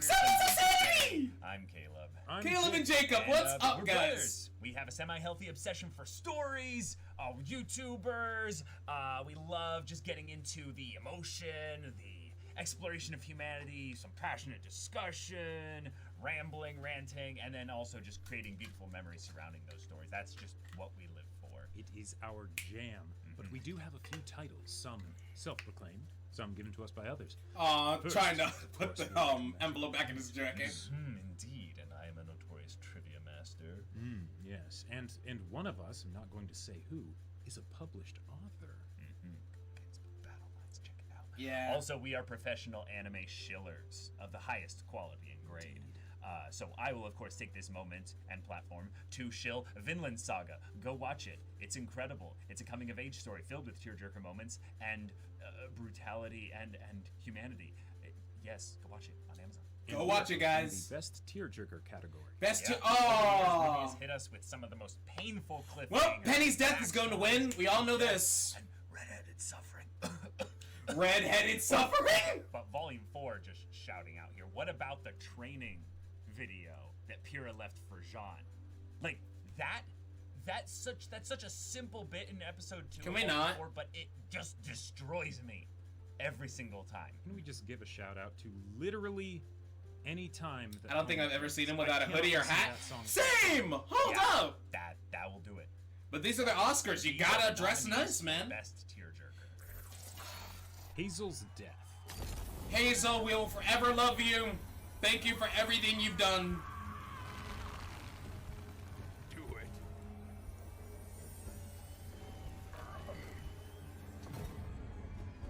Goodbye, Hazel.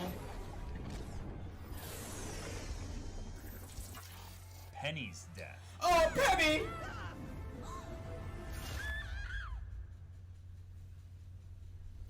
Screw you, Cinder. I hate you! Every time I have to rewatch Volume 8, I can't.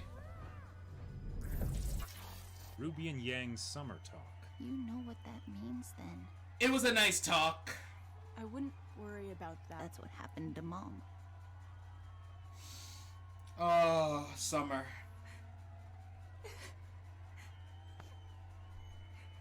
When I saw its eyes, I knew. Salem used to kill people with silver eyes, like Maria. But she's always wanted me alive. Vine's death. MVP of the Aesops, next to Marrow. Good job, Vine. You did a great job, Vine.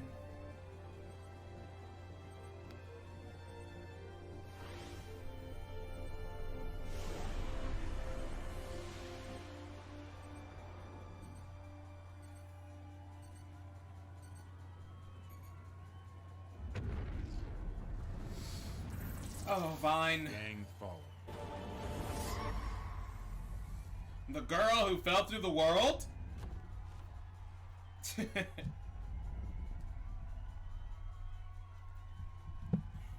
And I don't know why so many people were just mad about this, about the whole slow motion thing. You do realize I know they're doing this for effect. Yang is literally plummeting right now. This isn't you know what I'm trying to say. I'm not gonna get into it. To Penny's death. Penny's death. Yep, we knew it. But there is something. We all knew it. Do. No, I don't know No. where the others are. And John didn't. I still give it a John didn't need to do this. Let me He already feels bad enough. one thing. Trust me. And I'm dreading when he sees Ruby next volume. I'm dreading it. Because he has to say that he killed Penny.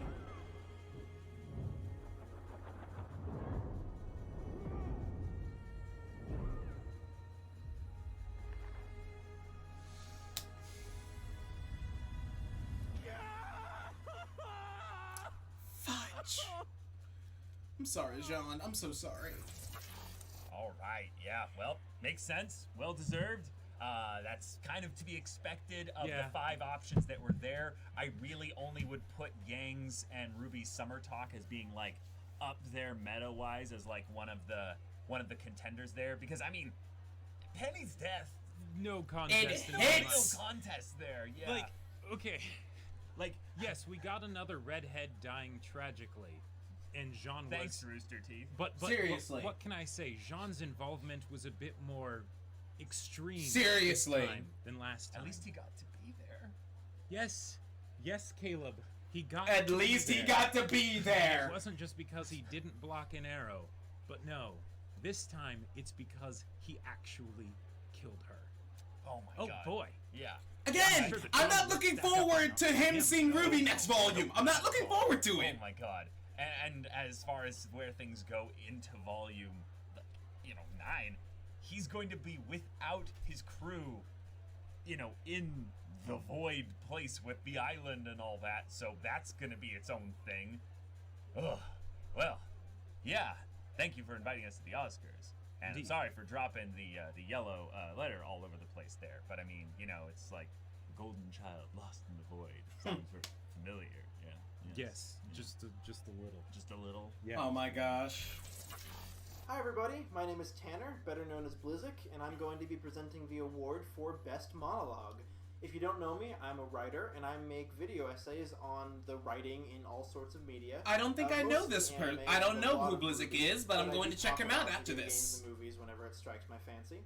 I have a really big review of Volume 8 coming up on the horizon, and some even more fun stuff planned for after that. But for now, I am just really, really excited to be a part of this totally awesome celebration of RWBY Volume 8. When it comes to fancy schmancy wordsmithery, RWBY characters are a mixed bag. Sometimes they're a little too lost in each other's eyes to do much besides bumble through their words, but other times they unleash a monologue so perfect you can tell that they've been practicing in the bathroom mirror for weeks. These speeches give these characters an opportunity to externalize their complicated inner worlds and advocate for their personal ideologies, and they get to be as dramatic as they want in the process. These are the nominees for Best Monologue. Best Monologue. Ironwood's Ultimatum. Please, can this man win? Defend this kingdom, its technology, its If I kill thousands, will you work for me? Oh my gosh, that is actually what he's Our saying. enemy is crippled, but one individual still denies Atlas its salvation. The protector of Mantle. Also, I'm sorry, Twitch. I'm sorry. So I'm going to give you a choice. You can bring yourself to Atlas Academy and do your duty. Help me save as much of Atlas as I can, and Mantle will be left to fend for itself. May's speech to Team RWBY. No, see, you just don't get it. This is not a situation where everyone wins. It really Now, wasn't. You all can come with me to help in Mantle, or I can drop you off near the front lines if you still want to help Atlas. Your uncle and Robin can't save us. We have to choose. So choose. She wasn't wrong at that moment. Apology. I was recently reminded of an old fairy tale. A young girl flees the consequences of a choice. I miss you, Osmond. To a magical place. But, having never learned from her initial failure, she only succeeds in spreading it. I failed all of you. I should have trusted you with the truth, and should never have run the day you discovered it. And I hope it's a risk you can take on me again. RWBY's speech to Remnant. I have a very important theory video because of that because of this. I'm talking to all of Remnant right now. And that's coming out soon. Paul and Dina can explain more later. But right now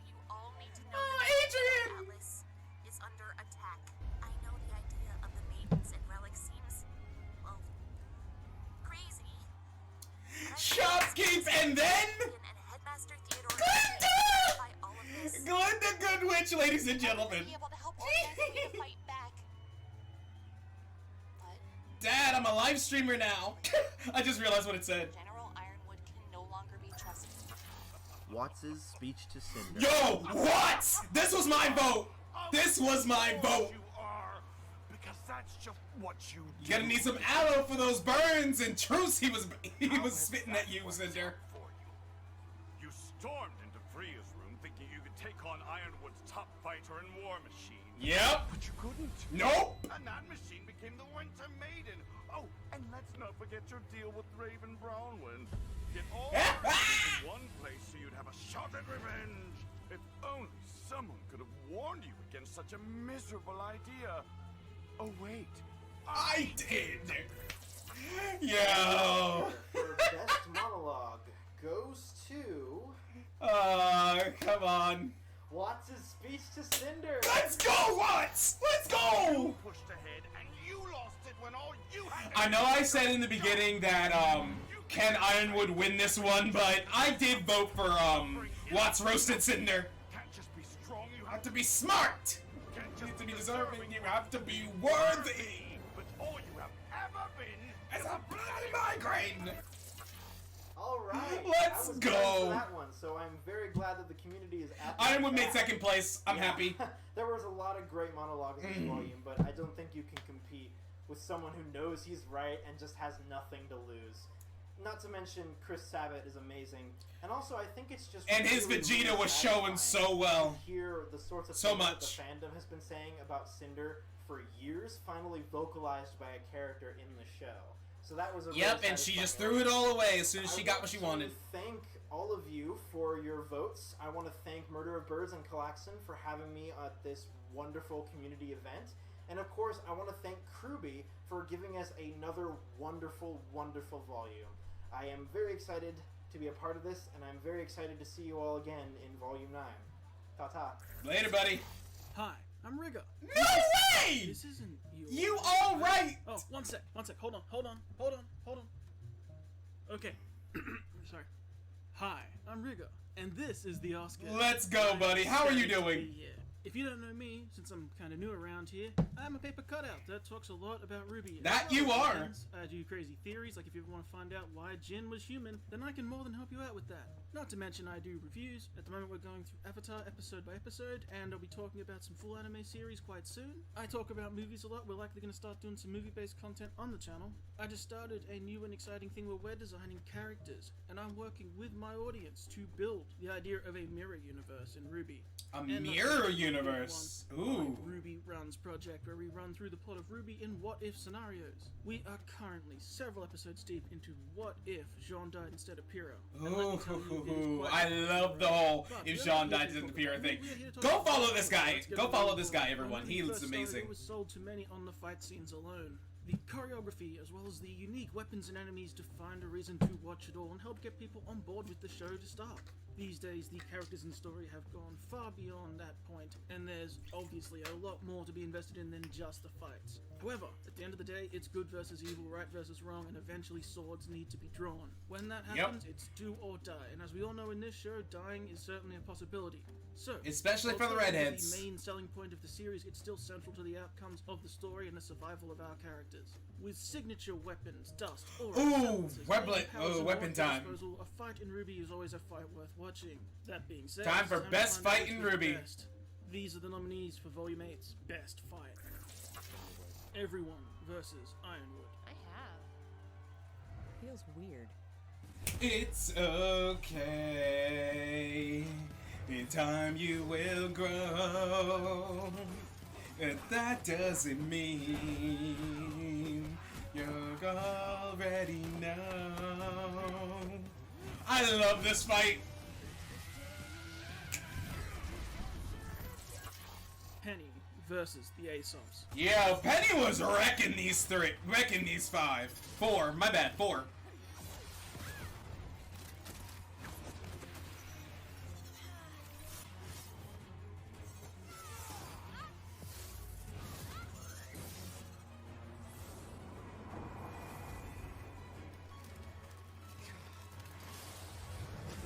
Ooh! Salem versus Hazel.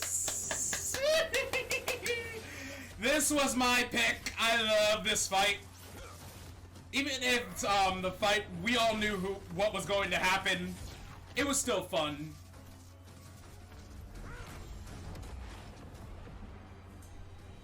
We finally get to see Salem fighting.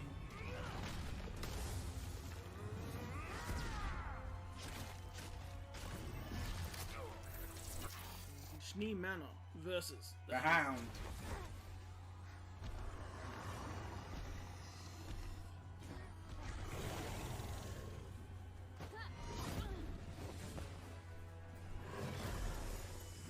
What is this thing? It's just a Grim. Wrong! Just focus. Night at the Sneezium. I get it.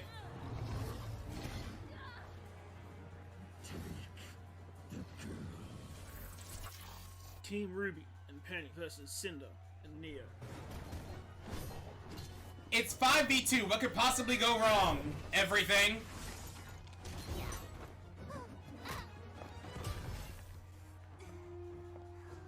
Leave her alone.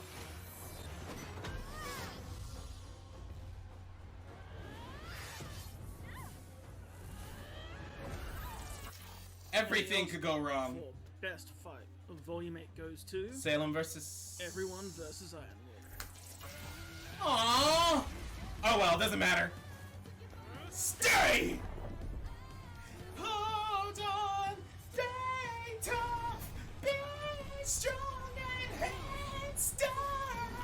I can't wait for the full song of the. I can't wait for the version of the song to come out.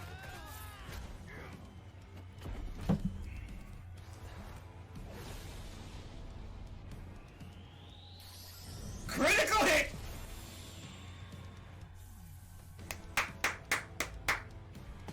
Good job. Good job. Ironwood certainly was one of the biggest hurdles that needed taking down, and it took more than a team to do it.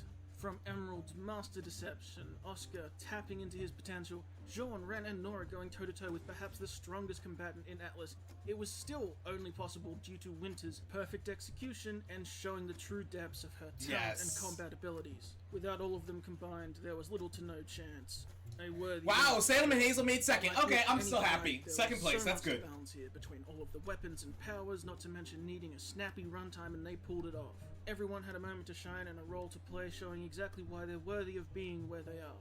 A big congratulations to RWBY and the show for delivering across the board this volume, keeping the combat satisfying alongside everything else that needs to go into the story. A big thank you to everyone involved in bringing us this volume, and a huge personal thank you. Congratulations, everyone versus for Ironwood. inviting me on to host for you all. I truly hope you're all enjoying the Oscars and appreciate what a huge undertaking this is. And until next time, my name is Rigger. I hope you have a wonderful day. Later, buddy. See you in next video. Hey, I'm Kelly. We are back! And together we form the YouTube channel Xiaolong, where we do RWBY reactions, we do live streams, video essays. I have heard of these two. I just haven't watched a lot of their videos. And occasionally we dip into cosplay, hence all the chaos in the background up there.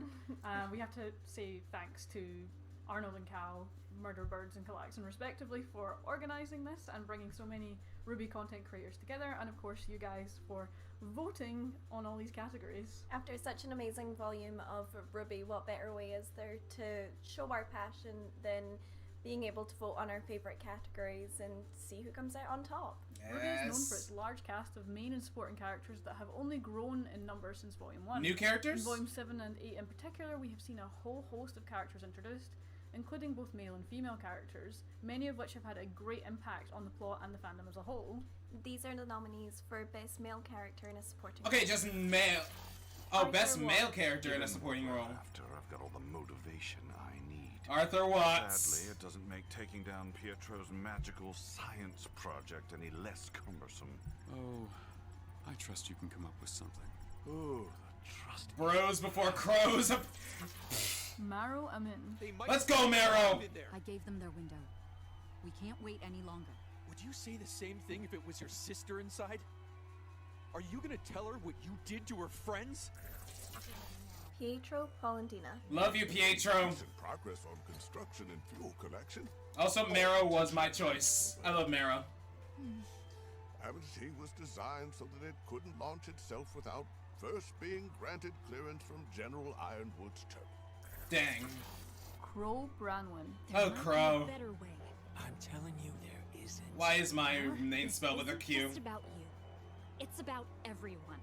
I'm going straight up to the academy, and I am ending this. Or we fail and people get killed. He deserves this. Wetly Schnee. We don't just have. You are no longer. We have the company. You're getting there, Whitley. You're getting there. I don't hate you anymore. I just mildly dislike you. Ships just sitting in the hangars because of the embargo. And our own automated drones, like the ones at Snowshoe Shipping. We can order as many as we need to pilot our ships down to the crater and get people to safety while the Grimm are occupied with the General's forces.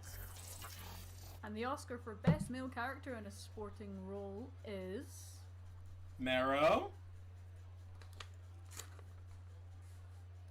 Arthur Watts. Oh, Arthur won! Let's go! Everything you need. Oh, believe me, this is everything I've ever wanted. Good job. Good job. You deserve this, Arthur. We'll be back.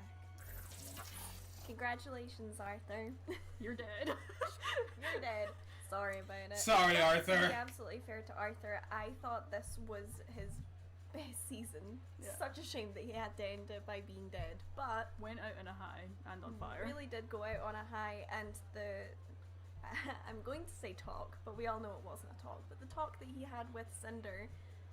And the way it was not a talk, that was a roast, and we all know it. Good job, Watts. Also, Marrow made second place. I'm happy. That was a really standout performance for Arthur, and that. I'll take this. So will I, Retro. So will I. RWBY as a show would not have come as far as it has today without its diverse range of female characters, many of whom were given a chance to shine in a volume that took us to some really dark places and put these characters to the test. The nominees for Best Female Character in a Supporting Role Alright, are let's see. Blake Belladonna. Blake's probably gonna win again.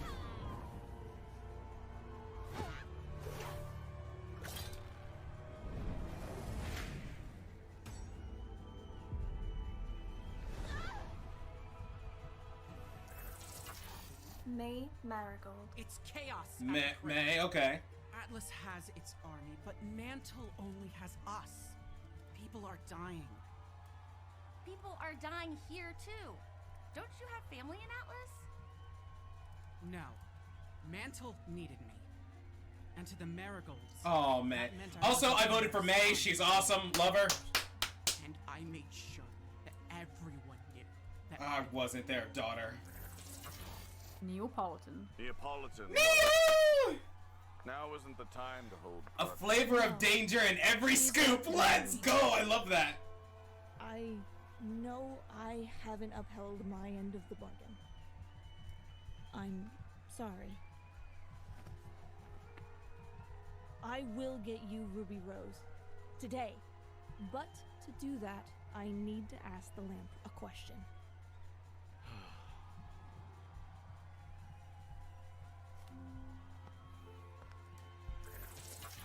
Weiss Schnee. Snowshoe Weiss. Shipping is an SDC subsidiary, meaning all the drones here report to the company. Sorry, I was messaging Eggy. He wants to play Mario Party tonight. Tubes allow for dust refined in the crater to be And I sent might straight stream to it. Atlas. We just need to find the one for the military base. Yang Xiaolong. You know, that giant hound kicked us around like we were nothing. But Blake said you and the Chinese managed to take it down. Oops, sorry guys. Still having to one-up your big sis, huh? Didn't mean to pause it. And the winner for Best Female Character in a Supporting Role is... Who wins? Who wins? Who wins? Who wins? Who wins? Yang Xiaolong. Wow, Yang won. You were being optimistic. I'm shocked about that. Yang, I'm shocked. Blind optimism isn't great, but no. I honestly thought it was gonna be either Neo or Blake. I voted for May because May is awesome. Means we've already lost. We need hope. I'm about to say, can you not? They're not called sure things. They're called risks. And in case you didn't notice, my plan for Mantle didn't work either. Neo should have won. But we got Oscar back. and did a lot more that was never in the plan. Congratulations. I agree with you, but at the same time, that's a meh. well-deserved win for this volume and everything that you had to go through. Yeah, you know, the whole like punching the undead witch in a personal area and falling into super hell. Quite a lot. Yeah, there's a lot that happened for Yang in this volume, but I think she really shone, even though she was obviously going through some things at some points. But I'm sure this will mean a lot to her where she is, you know. yeah, you know, the first one to fall into super hell. I'm sure that this win is gonna really make it all worthwhile. Make it worthwhile. Hi everyone, my name is Sunny, and I'm so Sunny! excited to be here presenting a category at this A delightful sunshine in the fandom. Thank you Let's so go. much to Arnold and Cal for inviting me to do this opportunity. It's super exciting. It's my first time doing it, and there were some great categories this year. It was a great volume. So I'm super excited to see how this is all going to turn out. On my YouTube channel, I primarily do RWBY reactions, probably why I'm here, of course. And yeah, I love RWBY, I love reacting to RWBY. It generates some really good emotions in me, and it's just a fun time to watch. And I also dabble in a few other anime-related topics and videos. For example, I have a pretty popular video where my boyfriend guesses characters from My Hero Academia. I do videos like that sometimes, and it's really exciting and really fun. And IRL, I'm also into very different things, especially biology and research. There goes my water. So I have a quite interesting mix of things going on in my life. So I'm going to be presenting the category of Best Antagonist. So Ooh, here we go. Antagonist was a category for this volume that I was actually super excited about. And really So the excited to Aesops, see Ironwood, who would be in the Salem, category and who might win the category. Because this Cinder, volume Neo, was off the Tyrion. rails, let me tell you. I was loving the villains this volume. We got a huge range, character development, everything like that. So I'm very grateful also to be presenting this category. So without further ado, these are the nominees for Best Antagonist. All right. Arthur Watts. Arthur. Create in its stead. Payback's a B, Arthur. Really Cinder, want maybe. to flame Yeah. the fires of Atlas. Screw you, Cinder. Cinder Fall. Screw you, Cinder. They used the staff to save thousands. And the award for worst liar goes to, yup. Screw you, Cinder. Killed RWBY. And before RWBY and her teammates fell, they used the lamp's final question. I couldn't stop them. I couldn't even stop the maiden from escaping without putting the relics in jeopardy. James Ironwood. I am going to do everything I can to Yeah, we all knew James was going to get even worse after this. After they showed this in the first episode of Volume 8. And what's this about martial law? Have you lost your damn mind? Are you that scared of what Oh. Neapolitan. Neo was my pick. I love Neo.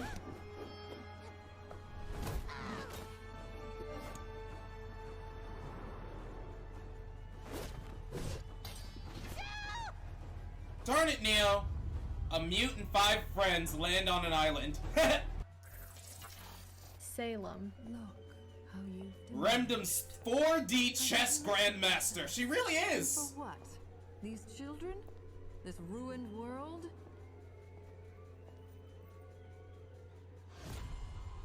Why? Do you keep coming back? And the Oscar for Best Antagonist Goes to Salem! Alright, Salem, you got this. You got this. Pursuit of a new world? No cost is too great. You've done well, Cinder. Our work here is done. I kind of figured it was either going to be, James, Salem, or Arthur. Aw, Neo, second to last. That sucks. Oh well. Salem action in this volume, and wow, she's just a badass. Salem was just going. Salem was going in this volume. I'm not even going to lie. Even after the nuke. Also, shout out to her. Even after the nuke, she got dusted. Everyone knew she was going to come back. She was still the immediate threat.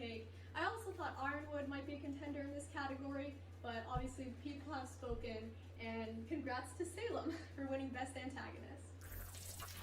Ladies and gentlemen, the final award of the show. All right. This is the Volume finale. wouldn't Let's be the go. Same without the leading characters whose strength and sacrifices carve a powerful, thought-provoking impression on the audience in a way that immortalizes them in discussions for volumes to come. These are the nominees for Best Leading Male Character. Best leading male character. Hazel Reinhardt. I killed her Hazel. over and over again. The longest she was gone was only a few hours before she put herself back together. When I couldn't lift my arms anymore, she showed me that through her, I could have the vengeance I needed. James Ironwood. I chased a lot of shadows over the years, always expecting betrayal. But never once. The man without his humanity. What? Oh, no, sorry. What is a man without his humanity? I know what's best for Atlas. A machine without emotion. Whatever it takes to get that staff. So, consider this my last order. Step aside. No. Jean Arc. Let's go, John! Give us a chance to try to rescue him first. The thinking man's huntsman. That he is. You don't know what'll be waiting for you inside, right? So we can go ahead to check it out. And look for Oscar while we're inside. Lai Ren. No one is replaceable. Love you, Ren. You're awesome. And that's when his semblance evolved. Let's go, Ren! You don't really believe that. From a man masking emotions to a man who can see true emotion. That is something amazing. Why you lost against Team RWBY.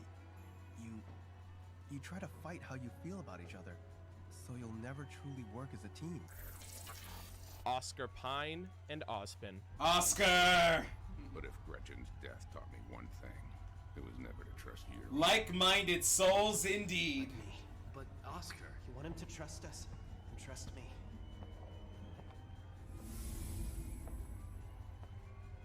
Her name is Jin. Huh? You want her to come out of the lamp? Just say her name. She can still answer one more question. After all that, you're just going to give Salem the password? No. Why are you so worried? Giving you the password. And hoping you'll find the truth for yourself. Attaboy, Oscar. I'm about to say Ozpin. Oscar Pine and Ozpin. Oscar! Ozpin! My vote was Jean. I'm sorry, but let's go, Oscar. Let's go, Ozpin. Kinetic energy that he spent life. These two have been on a roll this entire volume. I can't even lie. That's how you did that? Using all of the stored up power? Not all, but most. We have to be careful with how we use the rest. He trusted my judgment, and it saved us. I want to reciprocate that trust. There's a lot to sort out, but Oz really wants to help. Thank you, Oscar. We finally did it, Reddit. Oscar won an Oscar. Let's go. Oscar won an Oscar. Wow. I think he was a very... I would have voted John. New and improved version of himself, especially with everything that he's gone through these last two volumes with confronting Ironwood last volume, pretty much confronting Ozpin upon his return. Now for Really best kinda coming female into his character own in a leading character. I don't role. know how this is going to fare with him.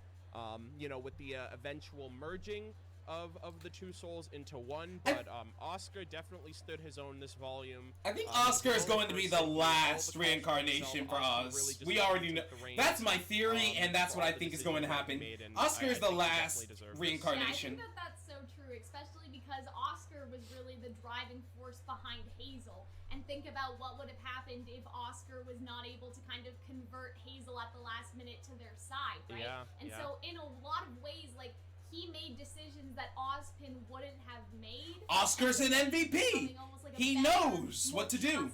Version of like what Ozpin I think has always wanted to be, but could never let himself be because he's just lived too long. You know, like he's lost so a lot of.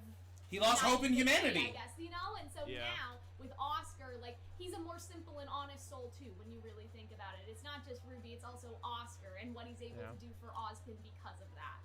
Yeah, yeah, I love the way you put that. Like, thinking about Oscar is just becoming a more optimized Ozpin. Yeah.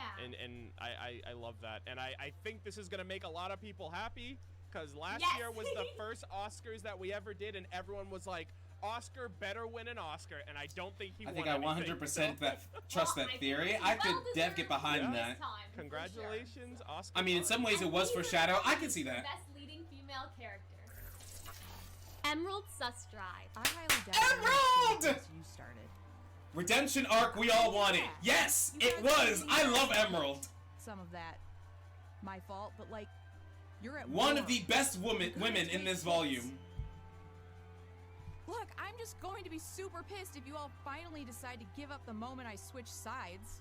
We love you, Emerald. Nora Valkyrie. We love you too. Even more about Nora Valkyrie. We love you so much. Ditzy move from Nora. That's not true. Self-discovery can be a beautiful thing. Yes, it can. We were supposed to be a team, but that didn't matter to you. When things went wrong, you pushed us away. You shut people out so you don't have to feel things that are hard. Oh, Nora. Penny Polendina. The protector with a heart of I gold. don't like it when friends fight. I'm gonna miss you so much, Penny. Hopefully we'll get more of her and Ruby Chibi. Agree on how best to save Hint, hint, Mantle Rooster Lane. Teeth. I mean Winter. The General. They were our friends. But then the Aesops attacked you. And the General, he said people were going to die because of me. Oh. Ruby Rose. We shouldn't lie to ourselves. Being a leader isn't all it's cracked up to be. No, it is not. Thinking help would come, but it didn't. Ruby, did you honestly think that help would just immediately arrive? Winter Schnee.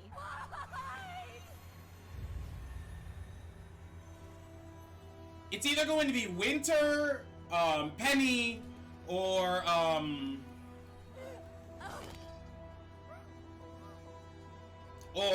maybe Nora. You are going to pay for everything you've done. And I'm leaning towards Nora. Goes to Penny Polendina. I won't be gone. My vote, obviously. I love you, Penny. Good. I'm glad. Goodbye, Penny. We love you. We always will. Oh my God, Penny.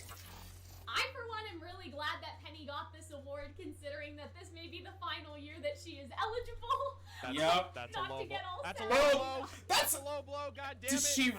Did she really say that? Did she really say But that? Penny had an amazing character arc this volume, obviously, that has wrapped up in some respects. Yeah. I mean, I don't know. I have some hopes that we may see her in volume 9, but this is not the video to talk about that. But Penny had such growth, such development in her personality and her wants and everything that I'm crying led into, again. like, those Oh. final moments I think of I'm going to finding cry when I how she rewatch was this. able to sacrifice I am going to herself rewatch all this on my own time. and deciding that that was the route that she wanted to go despite the life that they gave her. You know what I mean? And so Yeah. I feel like that overall Penny had a really satisfying arc for me this season.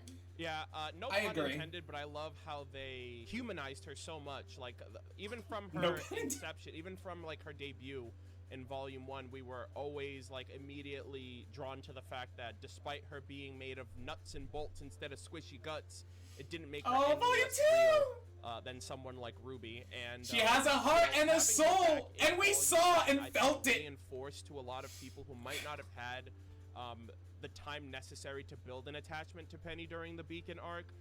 I think they not only reinforced that, but pretty much put the nail in the coffin. No pun intended. Duh! Come on, Arnold! definitely. Come on! Really establishing Penny as a bona fide character.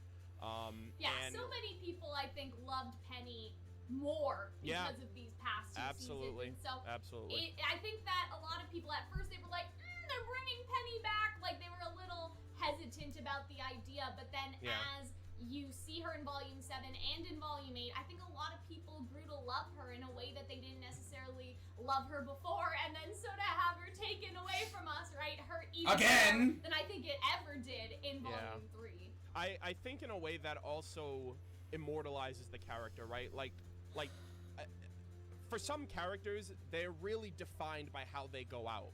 You know, like Pyrrha made a noble sacrifice. Penny did the same thing, and that's a part of the human experience to some degree. You know, dying for your loved ones, or sacrificing yourself, I should say, for your loved ones. She did an amazing job, both last volume and this volume. In this case, friends, and I think Penny pretty much established that the one choice that she had, this is what I want to do with my life, and despite it being this cut is short, my I life, think that, and I'm going to live it how I choose. Character. For sure. And with that, ladies and gentlemen, the RWBY Volume 8 Oscars Awards show has come to a close. We really hope you guys enjoyed all of the work and effort that has gone into this. A big shout out to everybody that has helped collaborate on this effort together. We started this during the halfway point of the volume, and just seeing everybody's individual submissions come together with the editing and everything else in between was really Thank you, Arnold. Thank you, Collection. Thank you both so much for this amazing Oscars. Down below. And you guys should also check out the artist that made our thumbnail, Keith. Oh yeah, His Keith. link will be down below too, and Thank so you guys you. can go commission him and all of that stuff.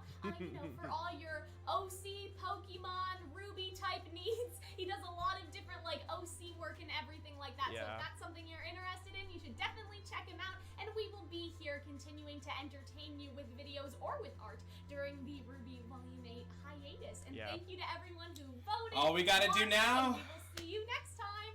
Bye. Goodbye! That's it!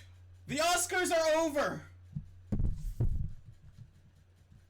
Oh my gosh. Cancel. The Oscars are over. Wow. Oh my gosh. Okay, hold up. Let's put some music on real quick. Oh my god. What's this? That's volume 4. RWBY. Boop. Acoustic. Let's put on some music real quick before we talk about this, guys.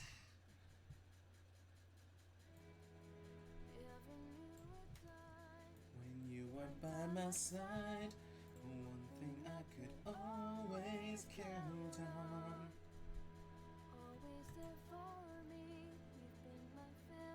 Alright. This was insane. Wow. And not too many skips this time around. It was fine. It's alright. Well, time to go rewatch all of RWBY now. I would not fault you for doing so. I would not fault you for doing so, Retro. This has been a great experience. RWBY has, honestly, when I started my RWBY journey, I started back when Volume 4 was at its halfway point, and I saw a fight. I don't know which one it was. I think what was it? Where did I start? It was a fight between, it was Crow and Tyrion. I saw that fight, and then I'm like, this seems really cool. And then I decided to go and watch the rest of it on Netflix when it was on there. And I was hooked from the get-go. I was working at a Popeyes at the time. I just graduated, and I started binging the entire show. I'm just like, this is so cool! And I'm like, how did I not, like, bound this show from so long ago? It was so much fun. It was so much fun, and I enjoyed it. I enjoyed every moment of it. From seeing Crow and Tyrion. Yeah, Crow and Tyrion. They fought in Volume 4. Remember? Do you not remember this? But it was a journey. It was a great journey, and I'm glad I started watching this. I started getting into the fandom. I started looking at reactions, finding Murder Birds, finding Freelancer Amber, Collection, Eruption Fang, all of these amazing people. And then I started getting into other stuff, Rooster Teeth stuff like Camp, Red vs. Blue, which I am still going to be reacting to. getting into stuff like RWBY Chibi, all that great stuff. It's great. It was all great, and I can't wait to continue this. I can't wait to continue the journey with everyone else. I can't wait for Volume 9, but for right now, we have to get all of this through. I do that with delayed message. It's fine, but we have to get through the hiatus. We have to get through when the soundtrack comes out. We have to wait for RTX. We gotta wait for the release date. This is going to be a long hiatus, but I think it'll all be worth it when we get back into Volume 9, which I'm probably gonna be certain that it's going to happen late 2021. Late 2021, probably around the fall, around Halloweenish. That's what I'm thinking anyway. But yeah, this was a great Oscars, and I can't wait for next year's Oscars. It's gonna be amazing, and I'd like to thank all of you, everyone who is still watching and who is there, and whoever's watching on YouTube. I'd really appreciate. Oh my gosh, I appreciate you guys so much. Whoever who. Oh my gosh, I can't talk right now. I'm so sorry. I'm very sorry. I'd like to thank Arnold, I'd like to thank Collection for putting all of this together for our enjoyment, for the fandom, for everything that's going to be happening, for everything.